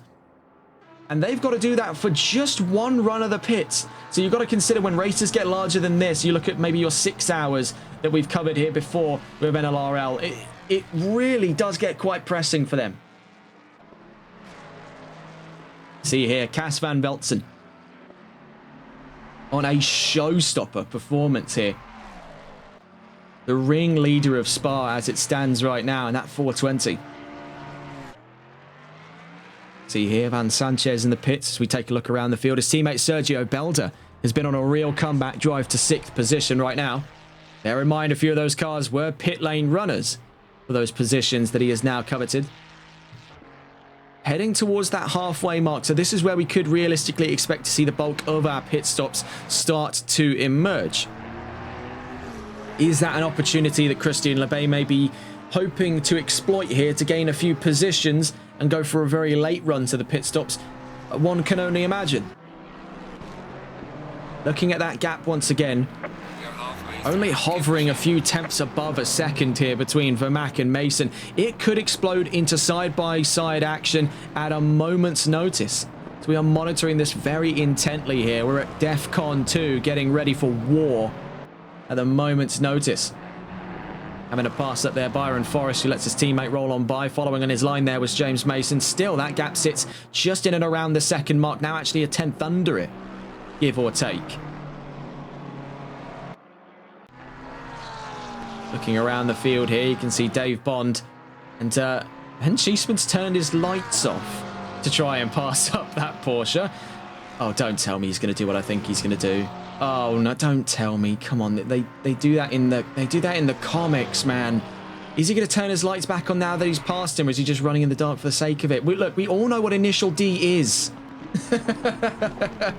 Ben Cheeseman on a blind run then. And going into the pits, guys, Dave Bond. That wasn't even for a position on track. He was just doing it for the love of the game. Really, you gotta respect it at that point. He's just messing with him. Oh, joy.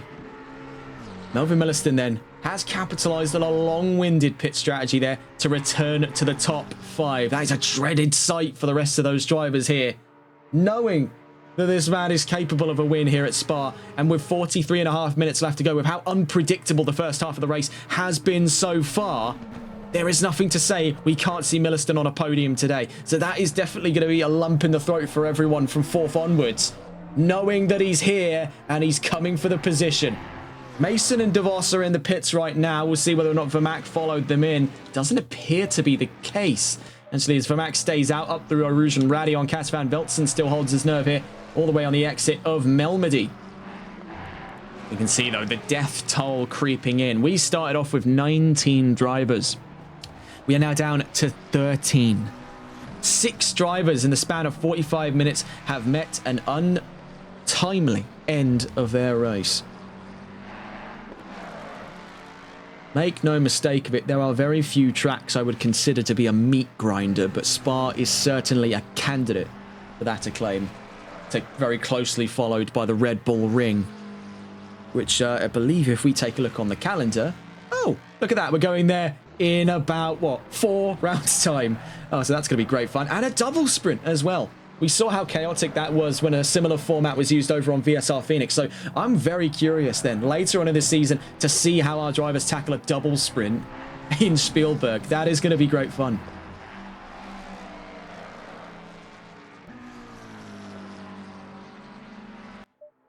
You see there the story right now, the 2 leading K1 cars for the team's championship scoring. James Mason and Elias DeVos still awaiting the approval to go off the jacks, and almost immediately onto throttle there. James Mason looks to make his leave of the pit lane.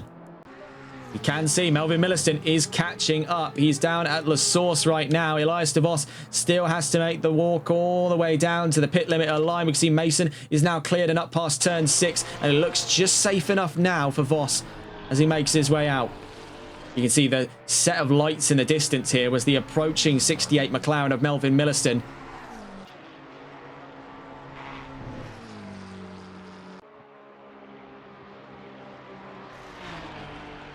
So 41 minutes left to go. Cas van Veltsen and Tyler Vermaak were yet to have taken their pit stops. As I say that, Vermaak is in. So it just leaves the front runner Cas van Veltsen, and all the way at the back at the moment in 12th, Christian Lebay, who wasn't able to take his mandatory pit stop because of an emergency tow after his incident down the Kemmel Straight. Hate to sound like a broken record, but let's throw that up for the people just tuning in now. This was the incident that caused a very early visit to the pit stops for Christian Lebay, and not by his volition either. He was towed in by the recovery teams there after his spat with Melvin Milliston. Now, precisely who we can attribute the blame to here, I really don't know. These two drivers were pushing each other around for some time. It kind of looked like he drifted across onto his nose. It was such a minor bump to have caused all of that trouble. Nonetheless, he continues to soldier on in 12th position. Right now, the one driver charging in the lead of this race is still left to pit. We know that Lebay will eventually pit at some point here, and whether or not he emerges in 12th or 13th is anyone's guess. 40 minutes left to go. The real story right now, what does Van Veltsen do? Vermac's already in the pits here. I'm not sure if he's likely to be caught up by Mason. They were very close to one another when Mason made the early leap into the pit lane. So could it be a chance here at a cheeky undercut by James Mason? We'll see, because he's out through La Source, and I'm not seeing any movement from the 835. There's a real lump in the throat here at Malwar Racing, waiting for Tyler Vermack to leave, because that 413 is eerily close. Does James Mason make his move up to second after a long-winded pit strategy? So it appears, because Vermack's off of the limiters. There's Mason up in front, so he's up to second on the exit of Radion there. And Van Veltsen is in. I think that goes to show the lengths by which he has led this race tooth and nail, unchallenged. As Vermack leaves the pit lane, Van Veltsen's in. So that is truly remarkable. And for James Mason, he's grinning ear to ear here to see that he's up in second place. This is among his best results in Sunday League history. He revelled in his first career podium, third place in Alton Park. Onwards and upwards is the mentality from James Mason, and he has had an absolute blinder.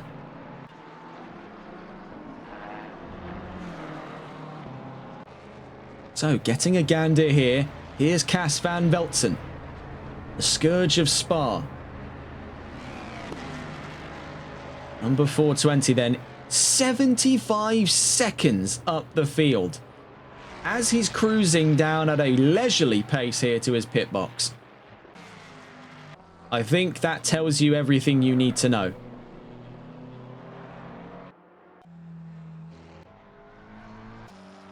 I think a gander here. He's still doing it. I really would have thought after passing up Bond that... Oh, I see what Cheeseman's doing now. I see the game you play, Mr. Cheeseman. I see the game you play. You did it once, and now you're going to do it twice. And let me guess, when you're side by side with him, you're going to turn the headlights back on. Yes, we've all seen Initial D, Mr. Cheeseman. We've all seen Initial D. So, we're back on with James Mason. I mean, you've got to respect it. He's running the track blind at this point, and I'm pretty sure that's by his own choice. So that is... I mean, what really more can you say about that for what Ben Cheeseman is up to? Is it some bizarre fascination with making life difficult for himself, or is it some resilience training that I'm just not privy to? Something akin to the Shaolin monks walking on hot coals to build strength.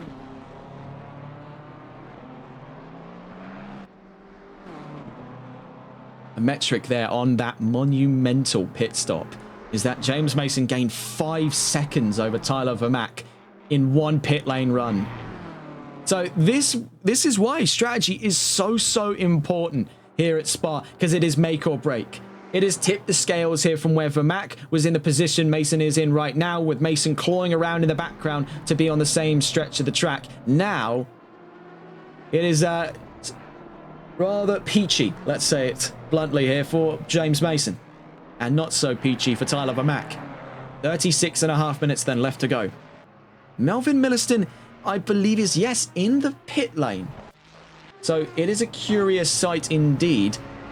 Now, he was back into that top 5. Was there perhaps a miscalculation on fuel that perhaps has now forced Milliston in, or has it been tyres to have caught him out? Bear in mind, he's had to basically do 2 races in the span of one here. He had the less than ideal start to this race.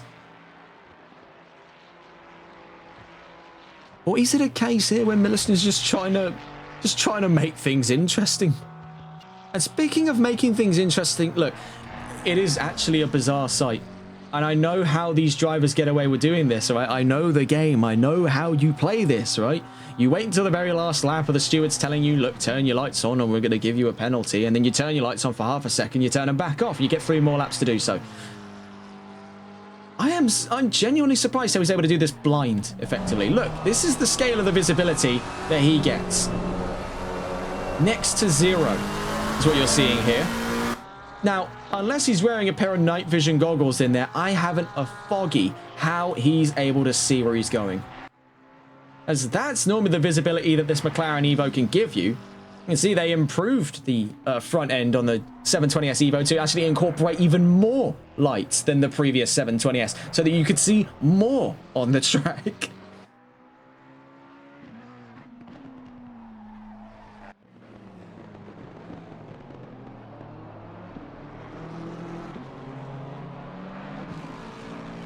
So, with 34 minutes left to go, here is where things stand. Cas van Velzen continues to lead the charge, right now has gone unopposed in today's race, and perhaps even looking at a glance of a Grand Slam in the 420. Now, this is unlike, I believe, anything we've seen.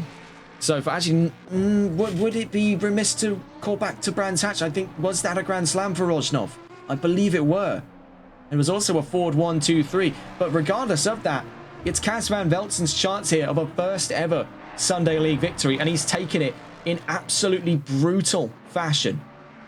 But still, bear in mind, 34 minutes to go. Never say never on what could happen in today's race. There's plenty more has happened to change the course of today's racing endeavour.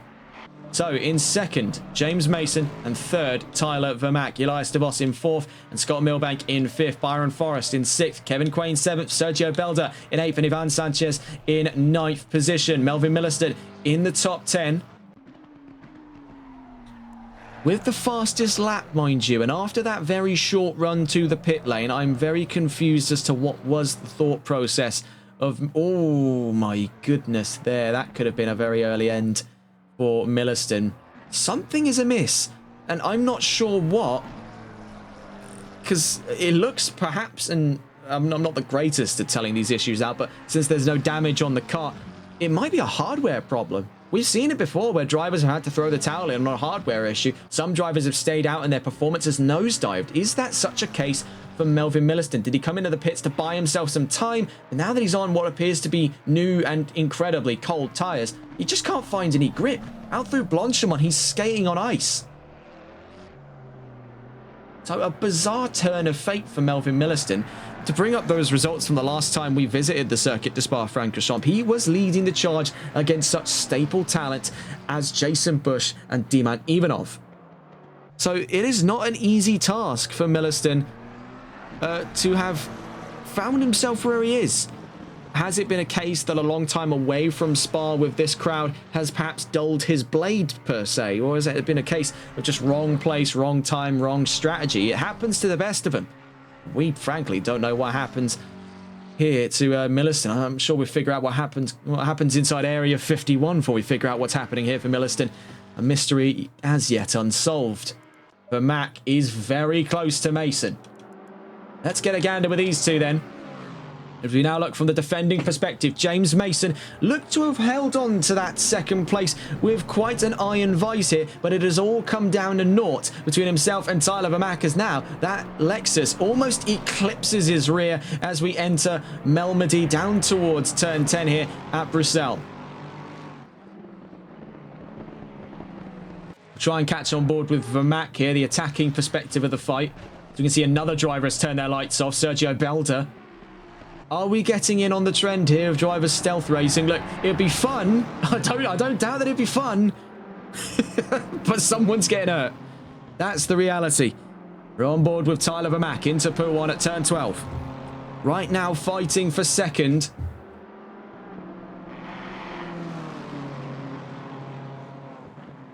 Frankly, I haven't a clue as to Oh my goodness, why specifically our graphics are a little bit askew here. Let's try and catch back on board with James Mason, just to confirm any suspicions here that the graphics are a little bit askew. So, no, it was just the Lexus one and the one from earlier for Sergio Belda. So, I'm a little bit confused. I am a little bit perplexed here with what's going on with our graphics setup, and I do apologise for the viewers at home. I mean, realistically, you're talking, what was that, centimetre gap between the Fighting 4 and the main driver placard? It's a negligent issue, really. We'll have that fixed by the time you next see us. Heading out of Blanchimont, then down towards the bus stop chicane. It's side by side between Mason and Vermac. Trying to go the long way around, but Mason cuts his nose off there into turn 20, but they're still side by side now past the apex, and that Lexus has got 5.4 litres of V8 under that bonnet to let loose here down towards La Source at turn 1. Mason fending for dear life here of second position. He's to the inside at La Source, but Vermac's going to have the better run on the exit. And this is lining up for a world-class hit out at second place. Tyler Vermac was looking to get, yes, as it stands right now, nearly side by side. He tucks back in behind, knowing the gravity of what would happen if he tried for it side by side. Let's see if we can get on board then with Vermac as we head up the Kemmel Straight. It's one of the best chances he's got here to strike at the heart of second place as he's looking for side by side here with James Mason. He backs out earlier on the brakes.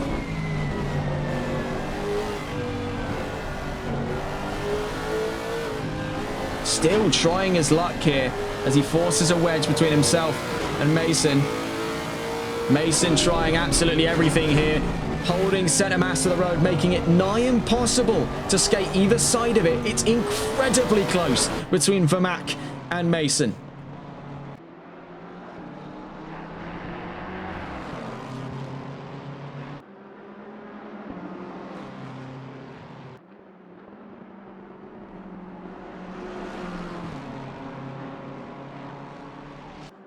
So out through Pouan, it's so incredibly close now, biting my nails at every single corner, expecting the worst. But these two drivers keep reassuring us that the worst has yet to come. The number 68 of Melvin Milliston in trouble up ahead on the exit of turn 15 at Stavelot.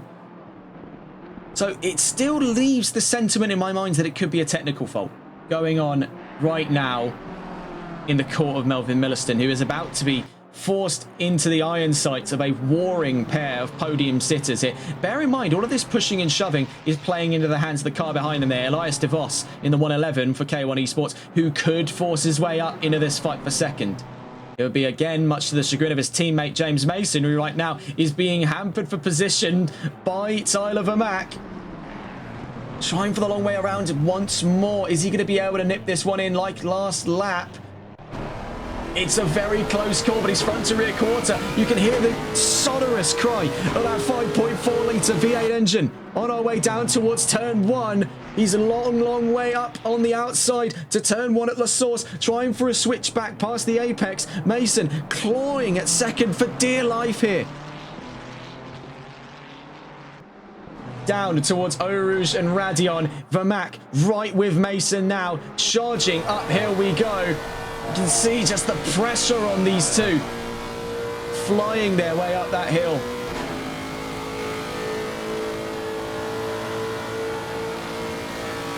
God, it's NASCAR-esque, that racket from the Lexus. What an engine. It's almost a pity then that Lexus is going to be replacing the RCF very soon. Its concept model was already revealed this week, as a matter of fact. And the GT3 one was accidentally leaked to the internet not a few days ago. Down towards turn 10 we go. That nearly ended in disaster. You saw just how close the margins were between collision and safety. But trying for the inside at turn 11. So he's gone super long out of turn 10. Then to the inside at turn 11. He's going to carry it all the way to Pouan. Can Tyler Vermac hold his nerve in the face of both of the top scoring K1 cars? Yes, he can. Out through turn 12. He's up to second. This is absolutely feral from these three. A beautiful fight for second place. And now that he's out in front, he can't fall victim to letting the intensity off. As you can see, a big stab of oversteer. We've got confirmation for the K1 team. Mason stayed on those tyres, so that one-stop strategy was possible. But you can see it takes a real sharp hand here to keep that car in line. Fantastic stuff between the pair of them. Let's catch on board with Mason. Actually, as a matter of fact, let's catch on board with Elias De Vos, who's right behind James Mason. Right now, in a potential scrap for third here against his own teammate at K1. We know that, by the looks of it here, Vos went on to new tyres compared to Mason. You can see it demonstrated firsthand in the fact that that Ferrari is struggling pounds less than the 413 BMW to stay in the clear and narrow. But what a move by Tyler Vermaak. Caught him off guard there at turn 10, carried it to turn 11, slingshot at turn 12. It don't get better than that for the Malwar team, it really don't. Up through Eau Rouge and Radion we go then. We're watching with Elias De Vos still in that scrap for third against James Mason on withering tyres there. I must say, for him to have held his nerve for as long as he has, wrestling with his own machine, let alone the drivers around him, is no small feat. That's the kind of thing experience of this grid will give you. A little bit of an upset there at Le Combe for Elias De Vos. That could force him out wayward there on the fight for third.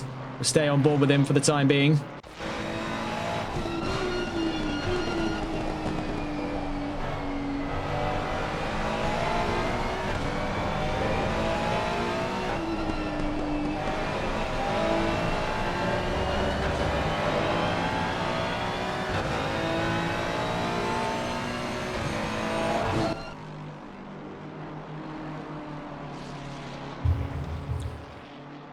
Catch up with De Vos in a moment's time, which we quickly just take a gander around the field here. Vermaak is now 2.5 seconds clear of James Mason after his overtake at turn 12. See that Dave Bond is in 11th right now, only 2.5 seconds away from Ben Cheeseman, who for the longest time on this track has been running blind. I believe it used to be the other way around, so Ben Cheeseman has achieved quite an interesting task there. Where he has gone, I believe he's overtaken this same Porsche twice in the last 20 minutes, and there's Ben Cheeseman still driving the race blind. I've got to wonder what the setup looks like there for the 114. In my mind, I'm picturing, okay, we've got, you know, Alpine Stars race suit, Hans device, and one of those tri-goggle night vision setups you see in the movies. That's what I'm thinking in that 114.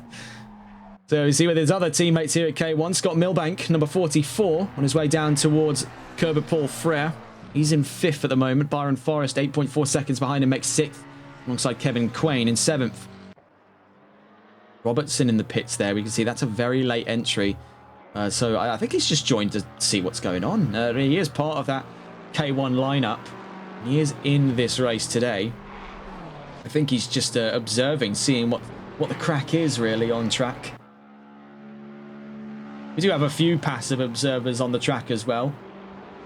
Now we get to see what looks to be the boiling point here of Mason v De Vos in that fight for third place. De Vos going around the outside as we enter Le Combe. The Ferrari still holding its nerve up on the inside. It's so incredibly close to contact between himself and Mason. We're watching from Mason's perspective, but let's get a quick sharp eye here on the view of the Ferrari chasing right up his tailpipe as we head to turn 10. It's Elias De Vos in the 111. Out through turn 10 we go. A word from some of the observers as well in the pit lane saying that Ben Cheeseman's lights are on. I'd like to think that he's using night vision at this point, because it shows for the rest of us that it isn't. That's not the case. His lights have been off. That is a very strange one indeed. Going for the inside then at Campus goes Elias De Vos. And that's clean and clinical by the Belgian here at home. That was wrapped up in the blink of an eye there, striking without warning in the 111. That was incredibly precise stuff. Checking around the field once more, we see Christian Lebay in 12th position right now. And a long ways away from 11th, but he's still soldiering on, and that's the kind of commitment we expect to see on the table here in the Sunday League. I mean, look, with one of his teammates here at the Malwar team, and the leading car for the Malwar team scores for the team's championship, Tyler Vermack. He's in 2nd here, and a ways away from what looks to be an absolutely imperial victory yonder the horizon for the number 420 as things stand right now. More to touch on, though, in 20 minutes.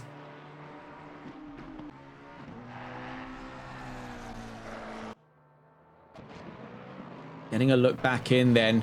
Mason has yet to have found the... Oh, don't tell me he's doing it as well. Yeah, okay, that... Cheeky. I saw that. I don't know, what is it? Because all of the K1 drivers, they love to be in the chat here during the stream. I think they're acutely aware of the fact that we're watching in on them. And they do these little things just to try and throw me off, just to try and make me break character. This isn't Disney World, lads. This is not Disney World, and I'm not a performer. Check in now with the Malwar team. Kevin Quain in 7th position, 10.2 seconds from Byron Forrest, but then 14 seconds away from either of the Holkianos Motorsports Ferraris of Sergio Belda and Ivan Sanchez. Cas van Veltzen up front as well. So things have gone a little bit quiet, dare I say.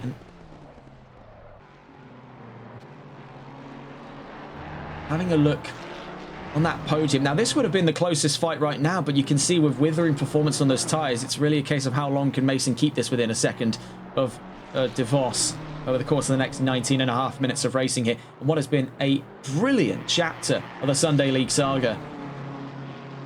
It seems to be ending on a more somber note. It started off as war.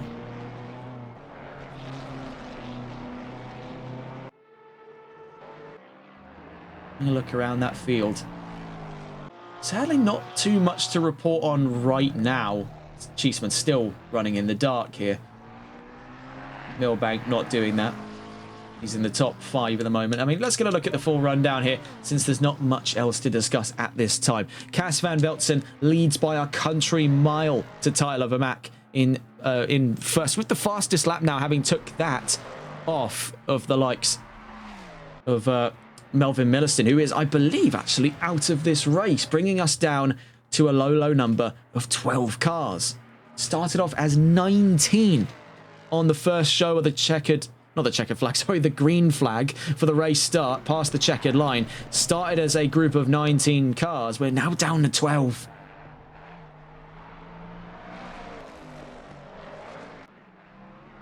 Oh, and that is a bit of an upset. Out through Lacombe and Melmedy. Easy does it there for Cas van Veltzen. He's fought hard enough to be that far out in front. Perhaps this teetering on the ragged edge of what the car can give you has been paramount to his success today, because he's been pushing that car like he's driving it with his eyes shut. Much too similar to some of the other drivers. I just love to bring up the guy with the lights off at this point. Ben Cheeseman has accidentally stolen the show with that stunt. Check here with Tyler Vermack. It's another clinical performance from the South African today, but I don't think anyone could have expected to hold a candle to the performance set in stone by Cas van Veltzen. That is brutal. Elias de Vos looks to be picking up his first podium then, denying James Mason his chance of a second.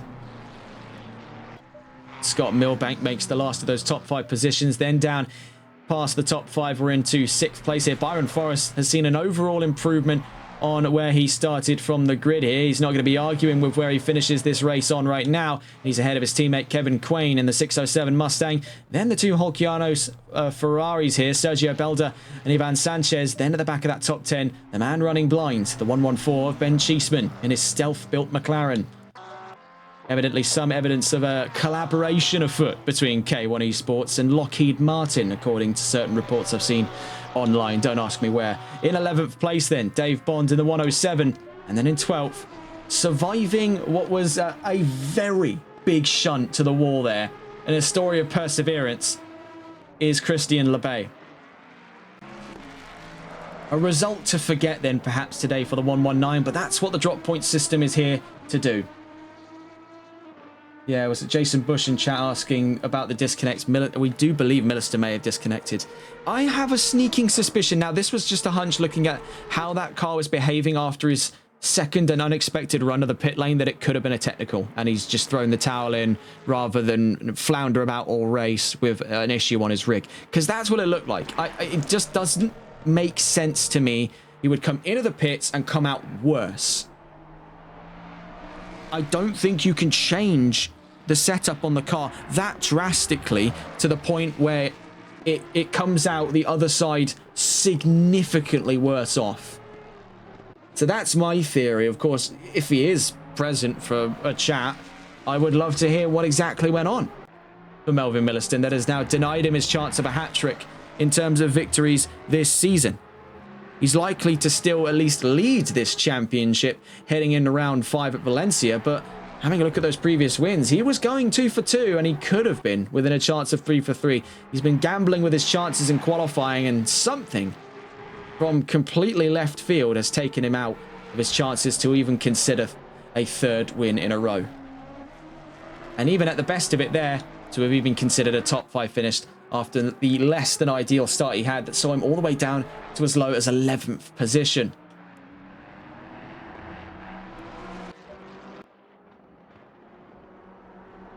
Having a look around then, the final quarter of an hour dawns upon us here in round 4 of the Sunday League. And the second of our 2 endurance races to bring that calendar back up.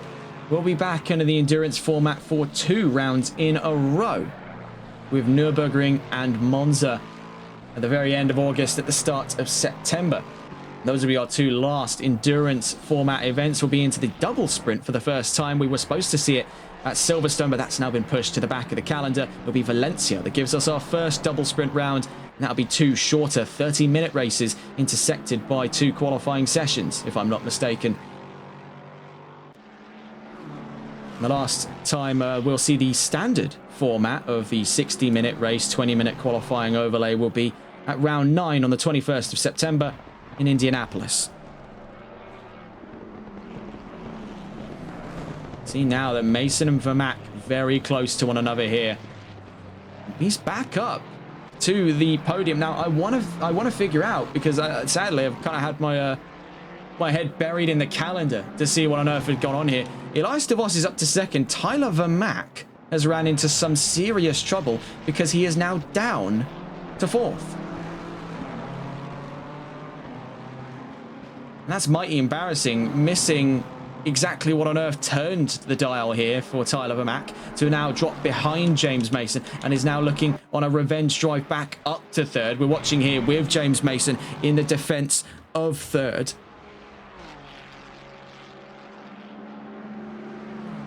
So I'm told from some of my observers here, he lost it at the bus stop chicane is one very popular theory at the moment. That would explain how he's lost out 2 positions to both DeVos and Mason. Could it be a K1 double podium on the charts here? Well, Mason has got wounded Pirellis to fend off against an enraged Tyler Vermaak, scorned to right the wrongs of that mistake from earlier on. This is not going to be one easily fought for. So strap in. This is going to be a rough one for James Mason.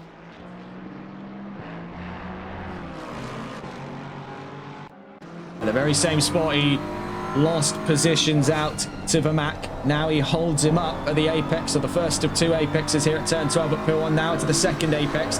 Takes a little bit of an extra cut there on the inside on those curbs. He's got a little bit more confidence compared to the Lexus to try and come out of a go at taking a little bit more, few more inches out. It's a bit of a hit there between the pair. And that was going over the curbs that caused that incident from the start. Getting a look at that on the replay, you can see, oh, just caught the very trailing end of it, but you saw heading over the curbs. He had the confidence to take a few extra inches of the curbs there, but scraping his way onto it just upset the balance of the car enough to rubber band him back out onto the side there of Tyler Vermaak. That could have ended in disaster. What it has ended is his chance of 3rd place today. Having a look around then.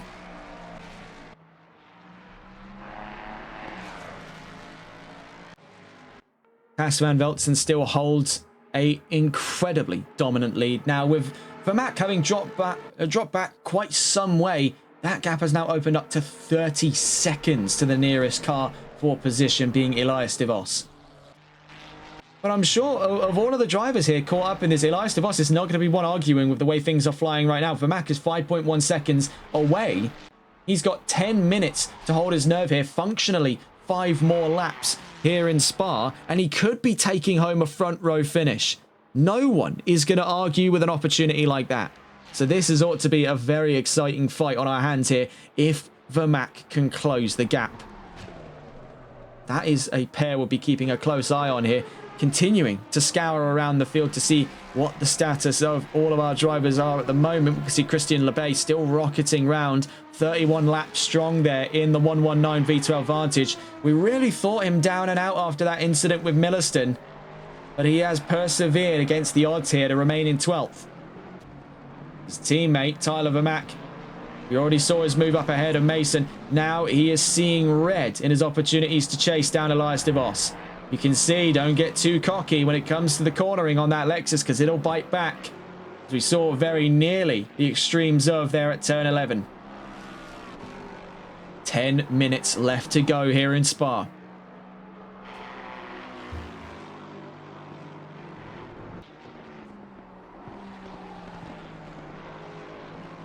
The gap currently between second and third, 5 seconds.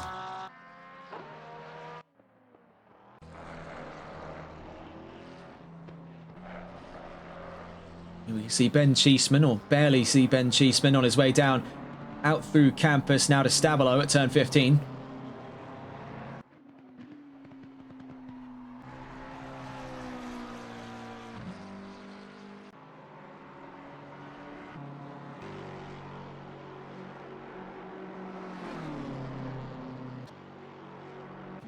It was a risky strategy from the K1 team today, one that sadly doesn't appear to have paid off the way they would have hoped it for James Mason, but he's still going to be content with that top 5.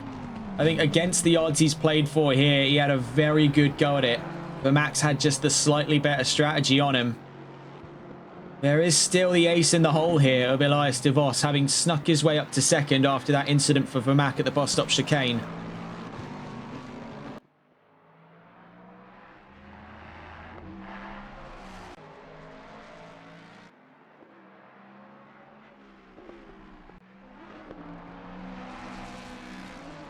Really not an awful lot to say here. We are just sort of biding our time, waiting for if de Vos can be caught, if Vermaak can chase down the fleeing Ferrari.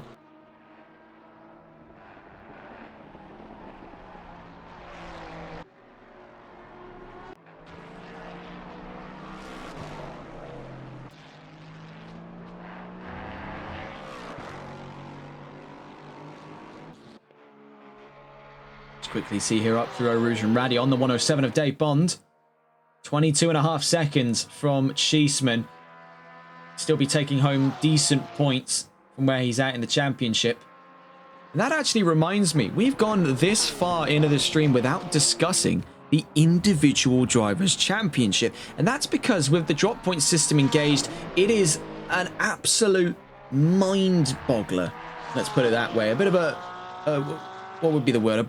A brain tease, trying to figure out exactly where everyone stands. But looking at it there, Milliston would still be leading that charge, 41 points and a single point ahead of Alexander Rojnov, who through the drop point system re-emerges second, and then a joint third for Cas van Veltzen, Christian Lebay, Tyler Vermaak, all with 35 points, then joint sixth for James Mason, and for Byron Forrest with 30 points. They're also joint sixth with Cassier. And then joint ninth is Proger and Quain with 24 points. I think that's the reason we haven't yet really discussed the championship standings. It only just clocked to me. We've gone that long without discussing the individual driver championship. And that's because the first round after the drop point system comes in is incredibly hard to process.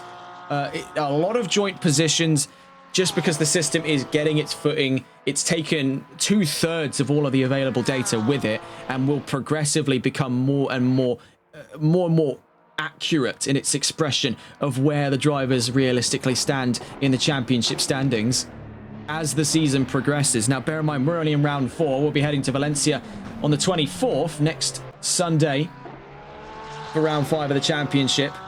So as things keep moving on and into September, there'll be a much more accurate reflection of that championship standings, both for the drivers and teams, of which are both subject to the drop point system.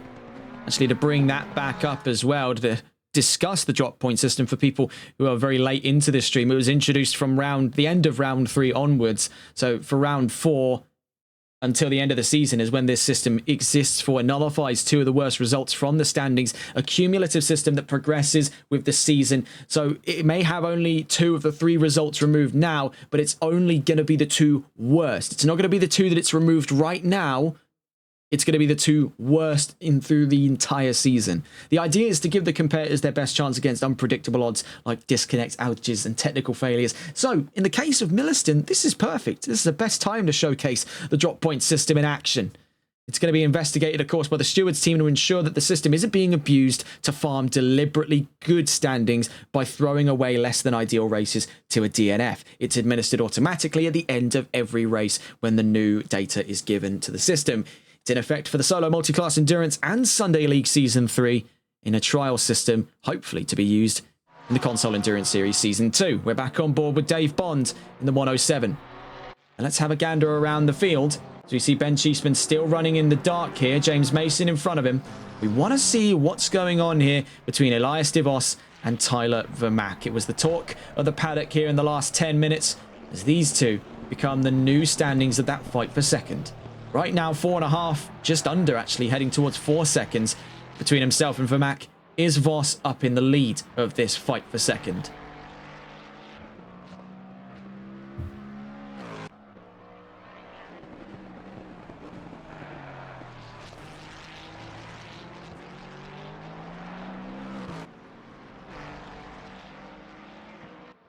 Functionally, looking at 2 more laps here in Spa.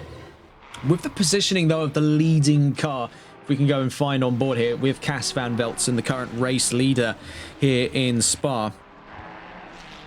It is a bit of a tough one to call. Yes, functionally 2 more laps. He's already halfway in a 1. The metrics of it are going to be a little bit wonky, to say the least.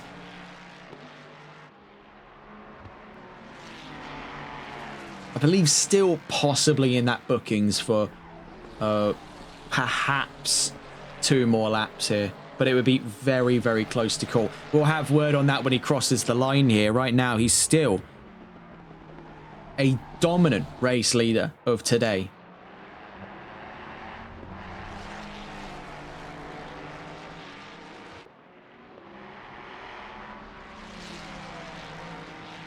Three minutes then left to go here, and it's ticking by like hours in its own right.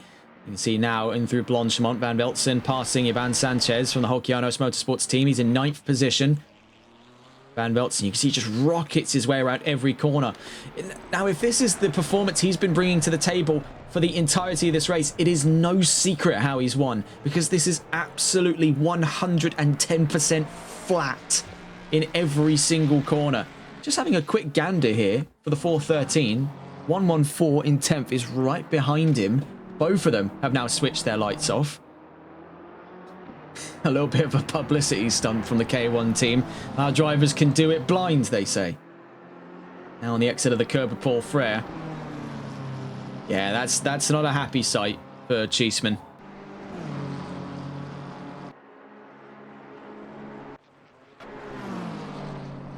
Mason actually trying for the switchback, dare I say, through Blanchimont. Really, you have to wonder what on earth's going on inside the K1 Esports team. I feel like this is the endurance racing equivalent of bouncing a tennis ball off the wall to yourself. It's the drivers now contempt where they're at, knowing that it's not likely to change. Let's have a little bit of fun with that, they say. Cheeseman and Mason now dancing in the dark here at Spa in the last couple of minutes of the race. We do at least have 1 more lap, so we're told here from the number 420 before the end of this race. So Cas van Veltsen's not entirely out of the woods just yet. He's still got to do 1 more lap here at Spa before he sees an end to this round of the championship. And that's the same story for the rest of that field also.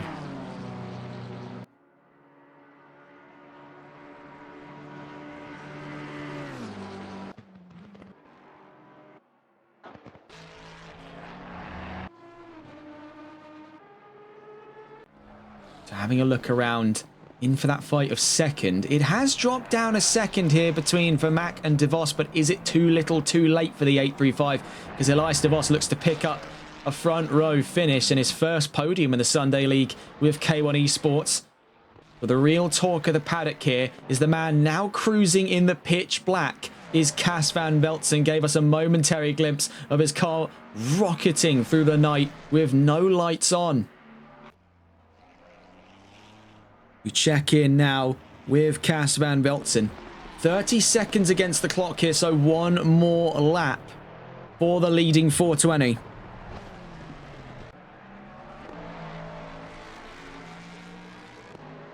Alright man, the leader is on the final lap. Give it a final push.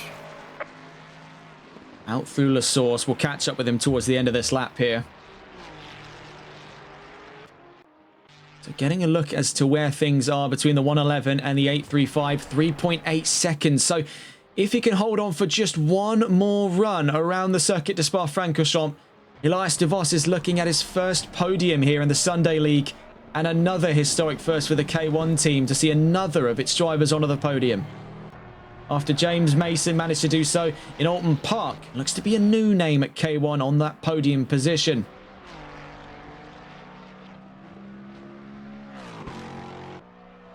Having another look around the field as well. Christian Lebay has persevered against incredibly uneasy odds to stay where he is and to have not called it quits on today's race. He knows every point counts in that Drivers' Championship, or how close everything is here. He knows that if he can continue to keep his head up and avoid ever finding himself in trouble like that again, then he'll never really see that result play too harsh a hand in the championship standings. That's the good nature, really, of the drop point system. We can see here on what has been a definitely rocky re-entry to things for Dave Bond. Leaving BMW for the embrace of the Porsche Motorsports paddock has not been one easily made in the 107, but he's done well to be in P11, all things said and done, on what has been a slaughterhouse race here at Spa. We started with 19 cars, we finished with only 13.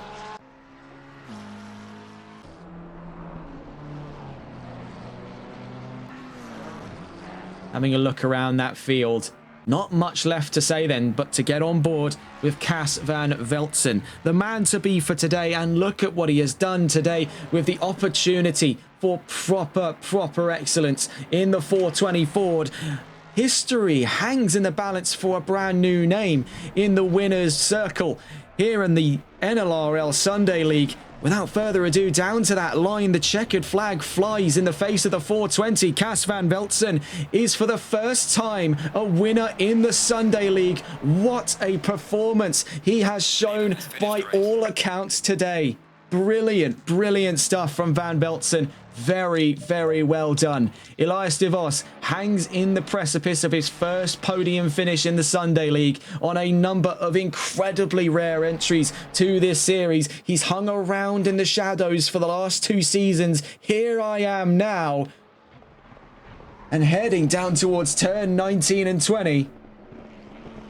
K1 Esports sees one of their drivers onto the podium, and while it may not have been Mason's day, it has been for Elias DeVos. He's second as he crosses the line. Vermaak, lamenting on what could have been, is still happy to pick up a 3rd place finish. Down to the line then comes James Mason. A very ambitious pit strategy, one that sadly has denied him his chance for a 2nd podium this season, but he's going to cruise his way down to the line there with a 114 of Ben Cheeseman. Mason finishes 4th, Cheeseman 10th. Or so we're told, as I believe that is the distinct sound of no engine. But there, down to the line, I think he actually might... He's either shut that off or he's out of fuel. Down the line comes Scott Milbank on a very solid result today as well in the 44. Hot on his trails is Byron Forrest with the Malwar Racing team. Milbank in 5th. Here comes Byron Forrest then through Blanchimont. The 107 just crossed the line there as well. Dave Bond on his first drive with Porsche, narrowly avoids a top 10 there, but a sign of good things to come. Byron Forrest then looking to bring home 6th for the Malwar team. He'll be one of 2 to contribute to those points scoring positions in the team's championship. He crosses the line there in 6th. He'll join Vermac on the ranks of the team's championship haul for round 4. Kevin Quain has to cut the bus stop chicane there before he makes his way to the line here in 7th. We also see as well the Holkianos Motorsports Ferrari looming yonder the horizon here at turns 19 and 20. His teammate already having finished 9th, but what a turnaround it has been for Holkianos today. Ivan Sanchez in 9th, and on our screens here, Sergio Belda takes home 8th. What a race that's been there. There's your result. Cas van Veltzen wins in Spa. Elias de Vos in 2nd. Tyler Vermac in 3rd. James Mason in 4th. Scott Milbank 5th. Byron Forrest 6th. Kevin Quain 7th. Sergio Belda 8th. Ivan Sanchez 9th. And Ben Cheeseman in 10th. Dave Bond in 11th. Christian Lebay in 12th. And there's the death toll of our many DNFs in today's race. Among them, Milliston, Cassier, Schwab, Schumacher, Tidman, Thielen, and Stratton. It is a brutal and unforgiving track, this one. But what a race it has provided us nonetheless. An hour and a half then brings about the end of round 4. What a race it's been then. Very well done to Cas van Veltzen on his first ever Sunday League win. He joins the likes there to be the first Dutch driver to win since Wesley Kuiper at round 2, season 2. What a long drought it has been for the Kingdom of the Netherlands. Very well done then to Cas van Veltzen. That's all from us here today. A bit more of an abrupt ending of things here on TRTM, but what a race that has been. And very well done to those who have made it to the checkered flag. And also a very big thanks to everyone who's shown out for this race to make it what it is. 19 cars may have entered and 12 may have only finished, but it's still the thought that counts on that. That's all from us here on TRTN. That's all for now. And we'll see you whenever we see you next. Could be, as a matter of fact, as early as this coming Wednesday morning. We'll have more to announce on that in our own time. That's all from us, though. Take care.